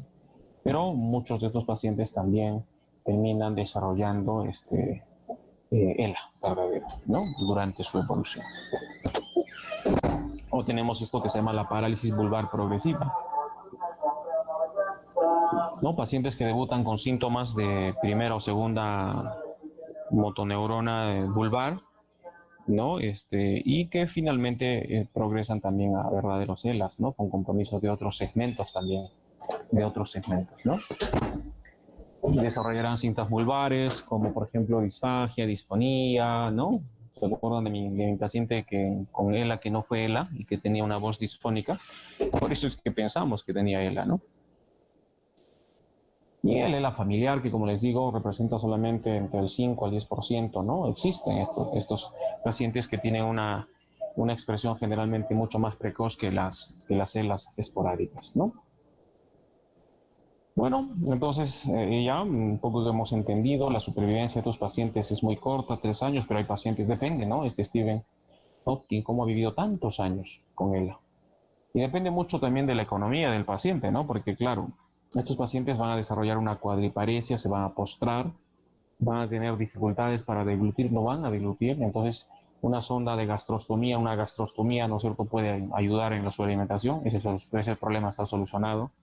¿Y qué hay del problema respiratorio? Bueno, pues como yo tengo mucha plata, entonces un ventilador mecánico portátil me puede ayudar, ¿no?, en este problema también. Y es lo que sucedió con este científico, ¿no? Y como no puedo mover nada, idearon equipos ¿no?, que con rayos láser podían mover y teclear una computadora, ¿no?, pues gracias al movimiento de los ojos, que también parece que no se afectaban, pero conforme ha pasado los años parece que sí se afectan, ¿no? Porque nunca hemos asistido a un paciente con tanta enfermedad tan larga, ¿no? Yo recuerdo cuando era residente, ¿no?, tenía un amigo médico de la emergencia que cuidaba a un paciente que apellidaba Musilis, que era dueño de los casinos, un paciente multimillonario que también vivía así como Stephen Hawking en una silla de ruedas, ¿no?, que tenía pues un mecanismo que le podía dar ventilación mecánica, ¿no? Y bueno, la fisiopatología no está muy clara, pero habría agregación proteínica, activación de las microglia, había disfunción mitocondrial y axonal, había alteración del procesamiento de RNA, lo que llevaba pues una degeneración de la motoneurona, ¿no? Ahí están los diferentes mecanismos: alteración del transporte axonal, disfunción mitocondrial, agregación de proteínas mutadas y mal plegadas, ¿no?, disminución de la actividad de los proteosomas, ¿no?, diferentes mecanismos, radicales libres, hiperactividad, ¿no es cierto?, del glutamato, ¿no?, que producía estos, muerte, bueno, finalmente el daño o la muerte neuronal, ¿no?, de las motoneuronas. Como se han visto, es una enfermedad que es más frecuente en varones, ¿no? Es más frecuente en varones, es más frecuente en raza blanca, ¿no? En raza blanca. Pero hay estas islas de Chamorro de Guam, nosotros las Islas Marianas, donde la incidencia incluso es mucho más alta que en los pacientes blancos. Es más frecuente en personas mayores de 40, 50 años. La media generalmente es 50 años, ¿no? 50, 60 años, por ahí va, ¿no? Entonces, la mayoría son personas mayores, ¿no? Y hay la familiar, como todas las enfermedades degenerativas, familiares se expresan más precozmente, ¿no? Más precozmente, ¿no? Es más frecuente, como hemos dicho, en hombres que en mujeres. La relación es 1.5 a 2 a 1 inclusive, ¿no? La mayoría de los pacientes, el 75-80%, empieza a manifestarse la enfermedad de los miembros en las extremidades, ¿no? Tropezones, caída del pie, el pie caído nos hace confundir, de hecho a mí me ha hecho confundir alguna vez, ¿no? Me quedé con una radiculopatía, pero resultó siendo un ELA, porque la enfermedad yo la vi muy precozmente y no dejé el tiempo a mi favor, ¿no? Hay que pensar, ¿no? Especialmente si hay algo que no cuadra, entre comillas, ¿no? Tú le encuentras un pie caído y tiene hiperreflexia a ese nivel, o cuando le hacía la electromiografía encontraba muchos potenciales de acción, no desproporcionalmente elevados respecto a una radiculopatía, tenía que haber pensado en un ELA, ¿no? No lo hice.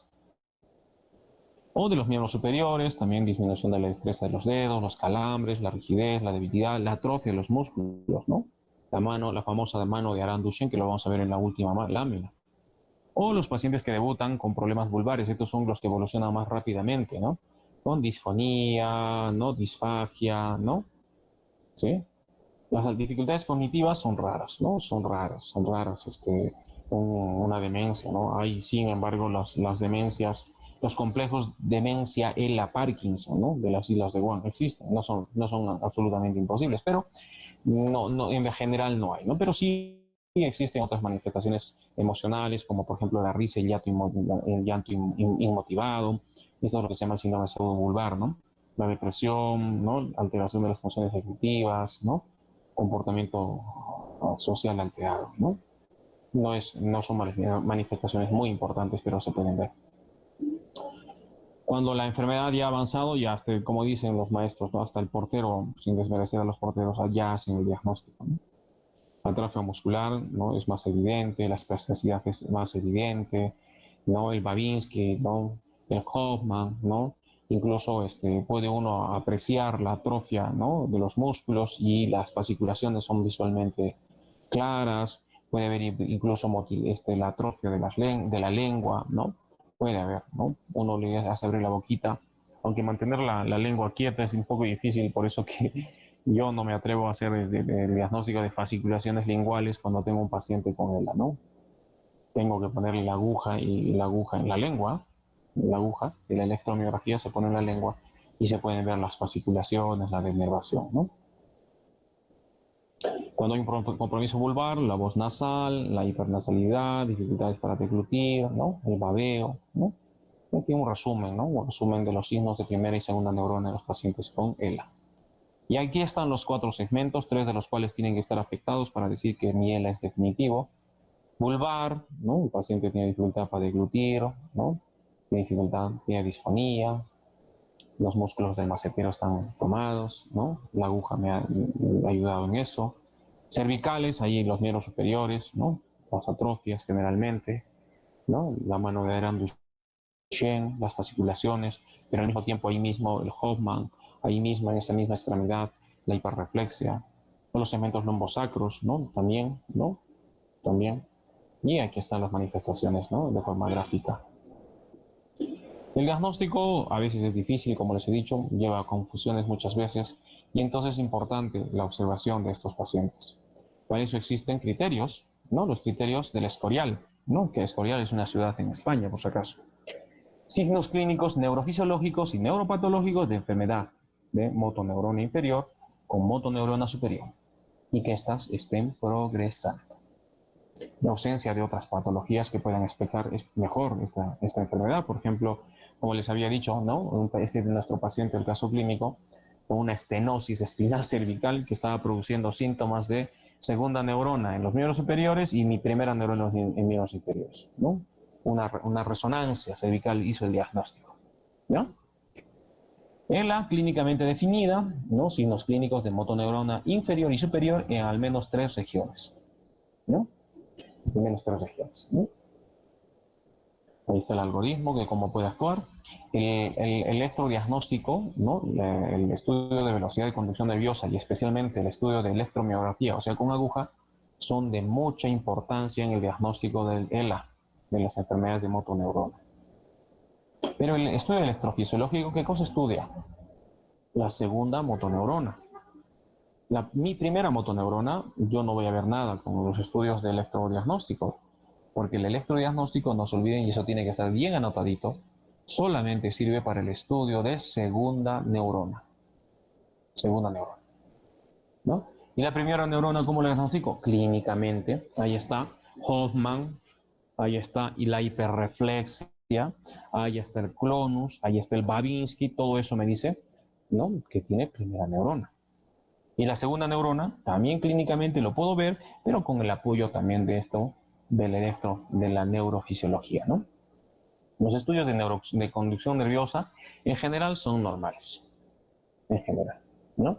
Pero sí puede haber una disminución de la parte motora. Los potenciales de acción muscular compuestos suelen estar disminuidos. Como hay atrofia muscular, en cambio la parte motora está alterada. Pero la parte sensitiva está normal. Y es que es una enfermedad, como su nombre mismo dice, motoneurona. Entonces la parte sensitiva debe estar normal, si no, no sería una enfermedad de motoneurona. Ahí también nos ayuda mucho la velocidad de conducción, porque si encontramos signos sensitivos, alteraciones sensitivas, esto no es un ELA, qué bueno, no, qué bueno, debe ser una mononeuropatía múltiple, debe ser otra cosa, ¿no? Felizmente. ¿No? Pero en ELA no, el estudio de la parte sensitiva es normal. Y la parte motora sí está alterada. Puede estar normal también o puede estar disminuida. El potencial de acción está disminuido, suele estar disminuido. Y lo más importante, la aguja, ¿no? En la aguja lo que vemos, miren acá, esta imagen, la flecha negra. Esta es una onda positiva, que suena como un tamborcito, ton, ton, ton, ton, ton, como un tamborcito. Están tocando tamborcitos, ¿no? O esto de acá, que es una fasciculación, ¿no? Que es una fasciculación. O las fibrilaciones, como esta de acá, esta es una pequeña fibrilación, ¿no? Que suena ya también como que lluvia que cae en el tejado, ¿no? Entonces, es el estudio de aguja, especialmente en músculos que normalmente no se afectan, ¿no? Por una hernia, porque claro, yo si encuentro una hernia cervical voy a encontrar estas cosas. Si tengo una hernia lumbosacra voy a encontrar estas en la extremidad que estoy examinando. Pero las hernias casi nunca o nunca existen en la región dorsal, por eso que es muy valioso poner la aguja en los músculos paraespinales dorsales y nos anuncian que hay algo está anormal, ¿no? Ya que ya están los criterios diagnósticos electromiográficos que no tiene por qué saberlo, así que no se preocupen. Pero hay diagnósticos diferenciales y ahí está la paraparesia espástica tropical dentro del diagnóstico diferencial, ¿sí o no? ¿No? Y para eso hay que hacer pues, el estudio serológico, especialmente del HTLV1. Sí, el estudio del líquido cefalorraquídeo es bastante específico, pero poco sensible. Nosotros, cuando hacemos el diagnóstico de una paraparesia espásica tropical, no le pedimos HTLV1 en líquido cefalorraquídeo, le pedimos un estudio serológico nada más. Deficiencias de vitaminas, la vitamina B12, ¿no? También deficiencia de cobre puede producir también ¿no? Enfermedades de la médula que parecen ser de motoneurona, ¿no? Y existen otras, ¿no? Por ejemplo, la neuropatía motora multifocal. Tenemos un paciente actualmente hospitalizado con nosotros que está recibiendo inmunoglobulinas y está mucho mejor con este diagnóstico, ¿no? De una neuropatía motora multifocal, con antigangliósidos GM1 positivos inclusive, ¿no? Tenemos las atrofias musculares espinales, ya hemos visto, el estudio genético ayuda mucho, ¿no? El COSAME tipo 1, 2, 3, 4, ¿no? Esas enfermedades que yo jamás he visto y jamás veré, ¿no? Por virus del nido, ¿no? La polio, que en verdad tampoco la he visto ya como una enfermedad activa, sino más bien como síndromes post-polio, ¿no? Pero otras enfermedades como hipotiroidismo, hiperparatiroidismo, enfermedad de Lyme, que tampoco lo he visto, las paraneoplásicas, que tampoco, bueno, alguna vez sí, pero entran dentro del diagnóstico diferencial. Tratamiento no existe, se dice que el riluzol, ¿no es cierto?, y la edarabona pueden prolongar la esperanza de vida de estos pacientes. Ninguno de estos medicamentos existe en nuestro medio. No, no existe. No, yo la verdad es que nunca he usado, porque el riluzol que me regaló alguna vez la señora cuando lo quise usar, ya se había vencido. Muy importante la nutrición enteral, como les digo, estos pacientes van a perder la capacidad de deglutir, entonces una gastrostomía endoscópica percutánea ayuda, ¿no? Ayuda, ¿no? Los pacientes pueden también utilizar esta ventilación no invasiva, ¿no? Y utilizar pues también el soporte ventilatorio invasivo, ¿no? Para prolongar la supervivencia. El tratamiento sintomático, si hay mucha espasticidad, relajantes, está el baclofeno, ¿no? Si hay un síndrome pseudobulbar, dextrometorfano, quinidina, ¿no? Si hay cialorrea, anticolinérgicos, ¿no? Mucolíticos para las secreciones, lorazepam para la ansiedad, antidepresivos como la sertralina, la paroxetina, la citalopram, ¿no? Antiinflamatorios para el dolor, ¿no? Y aquí está la famosa mano de Aran Duchenne. Miren cómo hay una hipotrofia de los interosseos dorsales y cómo está la mano un poquito en garra. Nuestro amigo Stephen Hopkins, que ha fallecido, ¿no? Pero miren cómo está, cómo con los ojos, ¿no? Produce movimiento en la pantalla, puede producir movimientos en la pantalla, ¿no? La mano de Aran Duchenne, ¿no? ¿No? Como los pacientes pueden, ¿no? Miren su manito cómo está tan hipotrófica, atrófica, ¿no? Y se pueden comunicar, ¿no? Han creado un mecanismo. Y miren cómo estos son ventiladores, ¿no? Acá también tiene un ventilador mecánico, ¿no? Adjunto, asociado a ruedas, ¿no? Como hay las fasciculaciones en la lengua, miren, ¿no? Muy bien. Entonces, continuando, vamos a ver esto ya para terminar.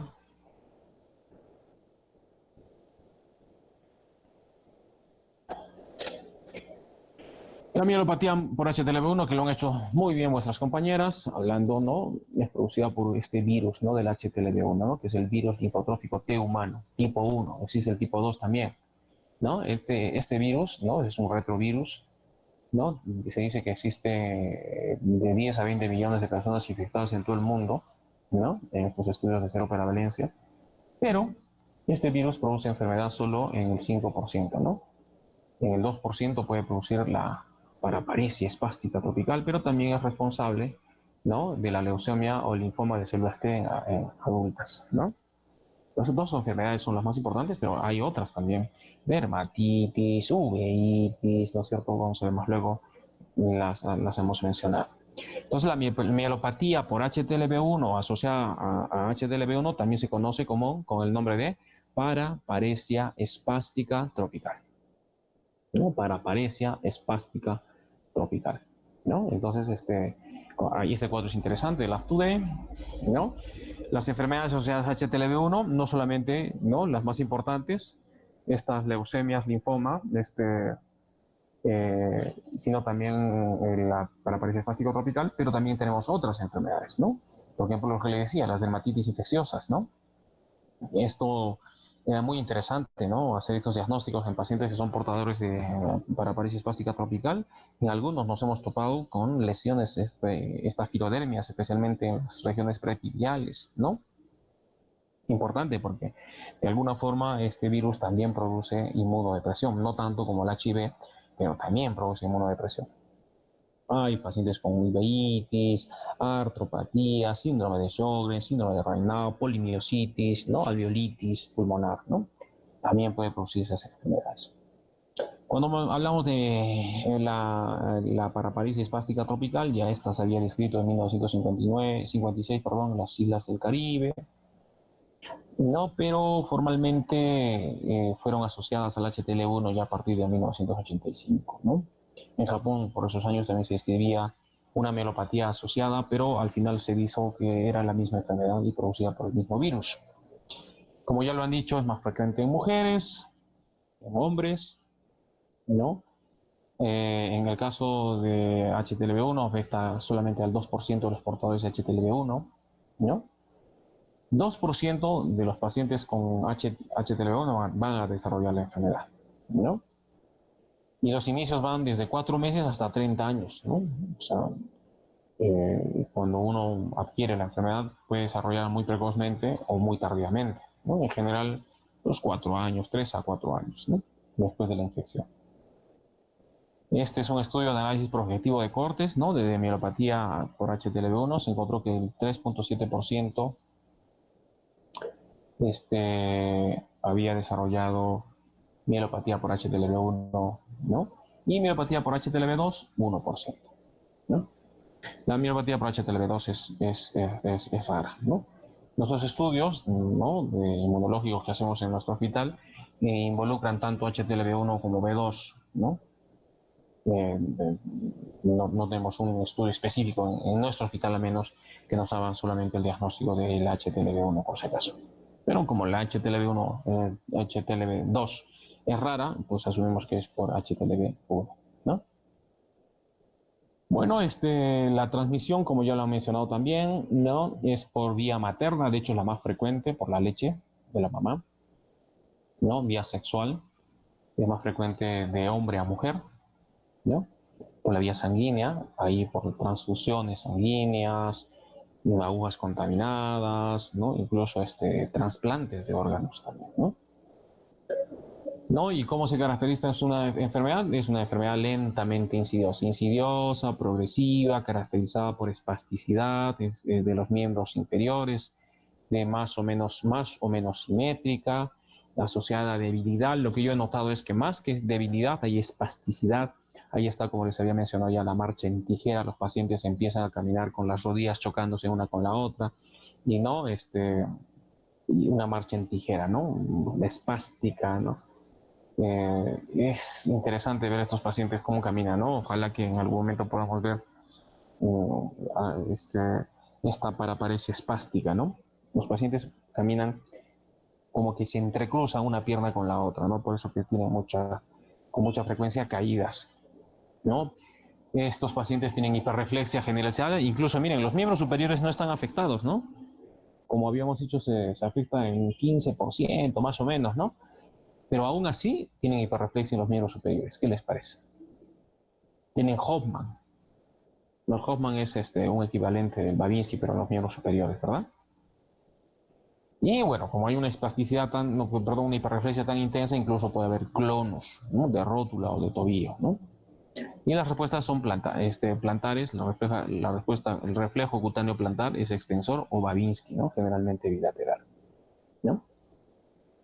Y pues obviamente estos pacientes tienen también compromisos urinarios, ¿no? De hecho, el compromiso urinario puede ser incluso más precoz, ¿no? La incontinencia urinaria, el paciente hace una vejiga neurogénica con mucha frecuencia, ¿no? La vejiga se hace tremenda. Estos pacientes desarrollan incluso insuficiencia renal por esto de la vejiga neurogénica, porque desarrollan infecciones urinarias a repetición, infección urinaria a repetición, ¿no? Bueno, dañan el riñón, ¿no? Es muy importante, ¿no? Estos pacientes los enviamos al urólogo para que haga el diagnóstico de la vejiga neurogénica, y en general el tratamiento de estos pacientes, por ejemplo, es sondeo intermitente, sondaje intermitente. Los pacientes aprenden, ¿no? Aprenden a ponerse una sondita. Las chicas aprenden a ponerse una sondita, ¿no? Solamente para evacuar la orina, porque si no van a tener infecciones urinarias a repetición. Cambios sensoriales menores, ¿no? Esto es interesante, ¿no? Cuando nosotros en la práctica hablamos un problema de médula. ¿Cuál es una característica de la médula? El compromiso de los esfínteres y el nivel sensitivo, decimos, ¿no? Pero resulta que la mielopatía por HTLV1 es un problema de médula, ¿no? A nivel dorsal especialmente, ¿no? ¿Y dónde está el nivel sensitivo? ¿Encuentras nivel sensitivo? La respuesta es no.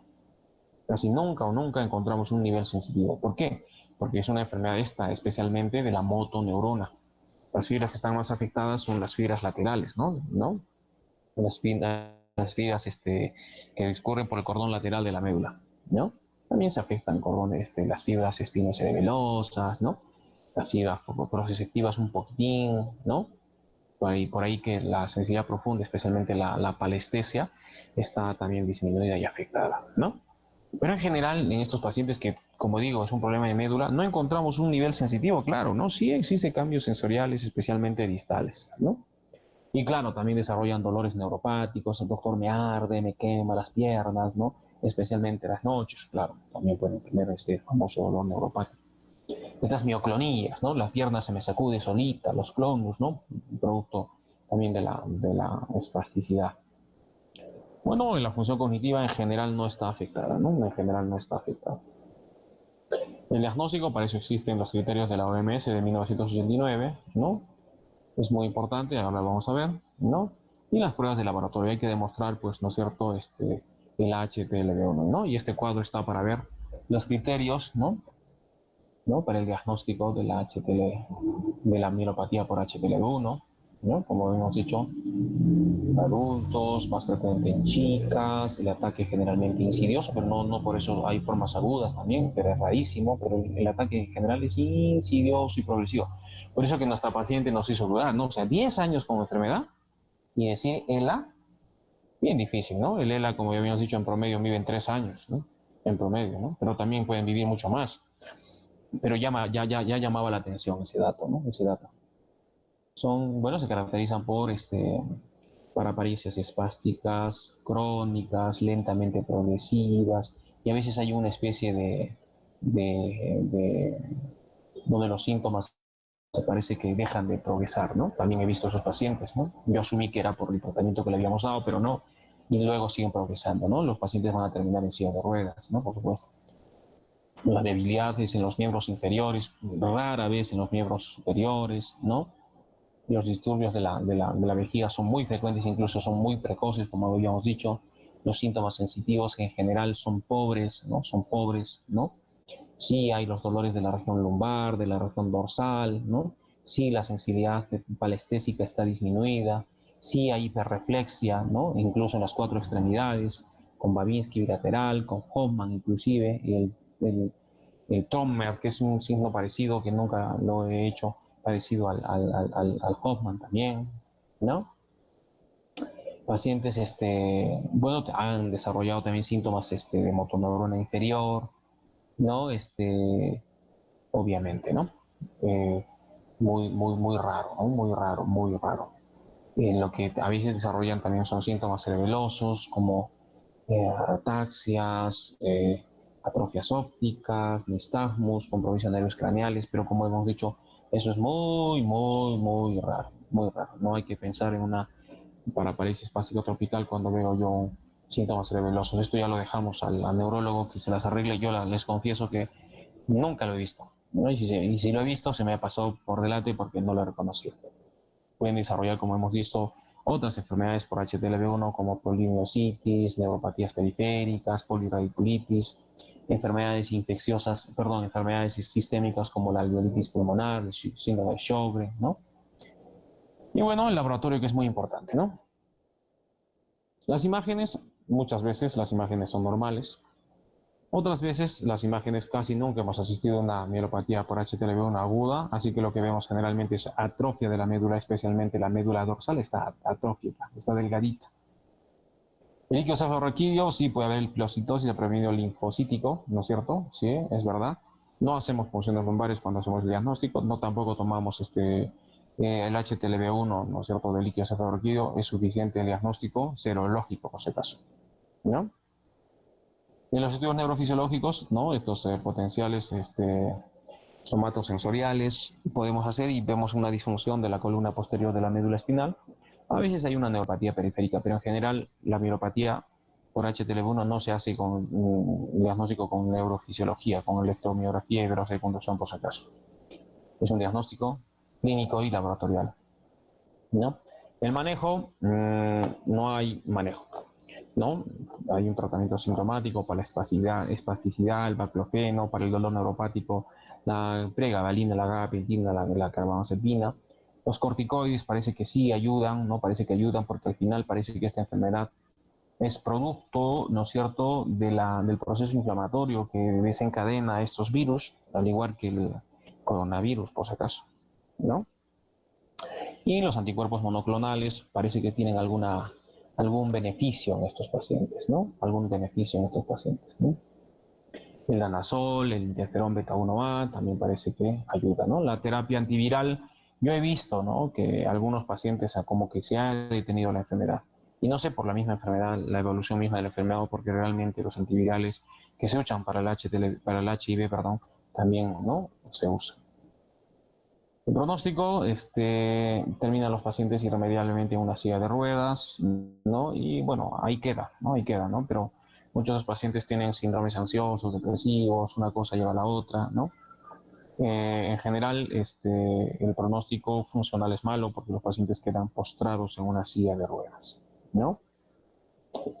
Pero como hemos visto, otras manifestaciones neurológicas del HTLV1, ya más raras, por supuesto, incluidos los déficits cognitivos, son raros, ¿no? Hay neuropatías periféricas que son raras también. Esclerosis amiotrófica, ¿no? Son los famosos complejos raros, ¿no? De las islas de Guam también, ¿no? De las islas de Guam también, que son raras. Muy bien, no sé si tienen alguna pregunta. Hemos incluido recién este tema de la mielopatía por HTLV1, ¿no? En este semestre. ¿Por qué? Porque es relativamente frecuente. Vamos a ver. Y a diferencia de las mielopatías comunes y corrientes que vemos en los pacientes, ¿no? Tiene una mielopatía, yo quiero ver una paraparesia, quiero ver una cuadriparesia, quiero ver un compromiso enteriano, que es generalmente un globo vesical, quiero ver un nivel sensitivo, ¿no? A nivel de 4, digamos, de las tetillas para abajo, como que no siento, y acá para arriba como que sí siento, ¿no? Una mielopatía típica. No es el HTLV1 así, a pesar que es una mielopatía, ¿no? ¿Por qué? Porque ya hemos dicho, generalmente afecta fibras, ¿no? Fibras córtico-espinales que discurren por los cordones laterales de la médula. Ahí es donde es la principal afectación. Los problemas sensitivos son pobres, esa es la verdad. Más afecta la parte motora y la parte esfinteriana, y ni siquiera los esfínteres fecales, sino más bien los esfínteres, la vejiga, ¿no? Y produce una vejiga neurogénica, ¿no? Una vejiga neurogénica. Entonces, básicamente eso. No sé, permítame marcar mi asistencia también. ¿Alguna pregunta, jóvenes? Doctor, sí, tenía una consulta. Desde el momento del diagnóstico de la mielopatía por HTLV1, ¿en cuánto tiempo el paciente progresa a una discapacidad total que tenga que usar silla de ruedas? En años, ¿no? En años, 10 años, 15 años. Es muy variable, ¿no? Y hay formas hiperagudas también, ¿no? También hay formas hiperagudas. O sea, qué raro. O sea, ¿por qué está evolucionando tan rápido? Ni siquiera tiene un año y ya está postrada, ya, ¿no? Qué raro. Existe de todo. Tiene que ver mucho con la carga viral, tiene que ver mucho con los mecanismos de autoinmunes ¿no? Este coronavirus, por ejemplo, ¿no? En algunos produce una relación inmunológica leve, no pasa nada, y en otros produce una relación inmunológica tremenda, ¿no? Que produce la muerte del paciente. Entonces, dependiendo de la severidad, ¿no es cierto?, ¿no? Del mecanismo autoinmune, desarrollará más rápido la enfermedad. Dependiendo de la carga viral, desarrollará más rápido. Y dependiendo, puede haber factores genéticos también que facilitan todo esto, ¿no? En estas enfermedades virales, ¿no? Por retrovirus. Es muy variable, ¿no? Yo en general veo que un paciente, en unos 10 años está postrado en una silla de ruedas, ¿no? 7 a 10 años postrado, pero es muy variable, la verdad. Ahora, a ver, cuando yo hago el diagnóstico, ¿no es cierto?, de una paraparesia espástica tropical, lo que yo digo es lo siguiente. A veces es un poco incómodo, pero hay que decirlo, ¿no? Muy bien, madre, usted tiene una paraparesia espástica tropical, hay que hacer el estudio también por HTLV1, hay que hacerle también un estudio a su esposo. Hay que hacerle también un estudio a sus hijos. Porque resulta que la hija ya se va a casar, ¿no? Y la hija de repente es portadora del virus. Está bien, no está haciendo la enfermedad, pero puede pasar al virus a su hijita por la leche materna, ¿no? Y esta de repente sí desarrolla la enfermedad. Entonces, cuando uno hace ese diagnóstico, la cosa se agranda, ¿no? Y involucra a toda la familia. A veces hay discusiones, ¿no? Pero ¿cómo, no? Si yo no tengo relaciones sexuales, ¿no? ¿Cómo me contaminó? Mi esposo me contaminó, ¿no? Mi esposa y cosas así, ¿no? Pero en general les confieso que la mielopatía por HTLV1 tiene transmisión madre-hijo. O sea, por la leche materna. O sea que la mamá es de mi paciente es la que tiene la enfermedad. Y a veces no, pues, ¿no? A veces no, a veces son por las relaciones sexuales también, ¿no? A veces recibió sangre en algún momento y no se filtró, ¿no? Pues, por supuesto, en los bancos de sangre se hacen esos estudios, ¿no? Pero de pronto se les escapó por alguna razón, ¿no? Yo tengo una paciente, por ejemplo, una chica, ¿no? Muy depresiva la señorita, incluso antes de que tuviera este diagnóstico, porque claro, tenía paraparesia espástica, la revisamos, tenía tal cual, ¿no? Infecciones urinarias, ¿no? A repetición, no sabía por qué, el urólogo la veía, el nefrólogo la veía, ¿no? Llegó con nosotros y pues tenía una espasticidad leve en los miembros inferiores, hiperreflexia generalizada, Babinski bilateral, Hoffman. Y ahí está pues el problema, ¿no? Le pedimos el HTLV1, salió positivo, la chica estaba enamorando con un muchacho que ya pretendía casarse y no quería casarse, no quería contaminar al muchacho. Un problema, la verdad. Al final le avisó a su novio, el novio aceptó, ¿no? Se casaron, tuvieron una bebita, caracoles, y la bebita tiene el HTLV1. Yo ya le había advertido que no la lacte, pero no la lactó. Yo no sé en qué momento y cómo, ¿no? La bebé no adquirió el HTLV. No lo sé, la verdad que no lo sé. Bueno, durante pues la cesárea, ¿no es cierto? Hay de todas maneras sangre, ¿no? Hay por ahí, ¿no? Esas cosas, ¿no? Difíciles de controlar. Pero en general, cuando ya una mamá tiene su bebito, lo que le hacemos es prohibir la lactancia materna, ¿no? Es una cosa penosa, ¿no? Que no se lo recomendamos en países subdesarrollados como África, o si vemos que la familia tiene muy poco dinero, pues no le negamos la lactancia materna, que es una cosa maravillosa, un chiquitín, ¿no? Pero si lo podemos hacer, lo hacemos, ¿no? Para evitar esa transmisión. ¿Preguntas?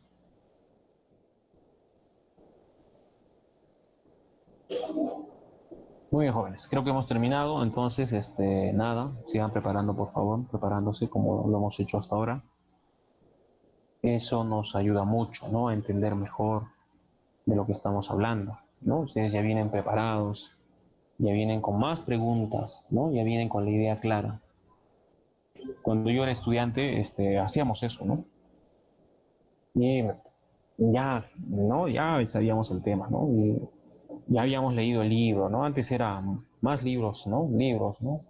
Ahora, la ventaja que ustedes tienen es que tienen revistas, tienen artículos, tienen muchas cosas, ¿no? Incluso cosas más actuales de las que yo sé. Acaba de salir un artículo hace 2 días. No lo sé, no lo tengo. Y hay un dato interesante, una droga que está probada ya, que resulta en la atrofia muscular espinal. Y usted la sabe, doctor. Entérese en este momento, por favor. Fabuloso, ¿no? O sea, todos aprendemos. Acá todos aprendemos, ¿no? No es que yo lo sepa todo, por si acaso. No lo sé todo, no lo sé todo. ¿Mm? Entonces, jóvenes, hay que leer más, ¿ya? Hay que leer más y contribuir un poco más también con la clase, ¿no? Muy bien, creo que eso es todo. ¿Alguna pregunta más? Karen, hoy día estás, callada. No, doctor, todo bien. Doctor, una consultita más bien. Para la próxima clase es solo síndrome de meningio, ¿verdad? Bueno, hay varios temas. Síndrome de meningio, enfermedades virales y bacterianas del sistema nervioso, la exposición y cisticercosis del sistema nervioso. Ya, porque hay dos clases, ¿no? Ajá. Tienes razón, pero Sí. creo que la primera parte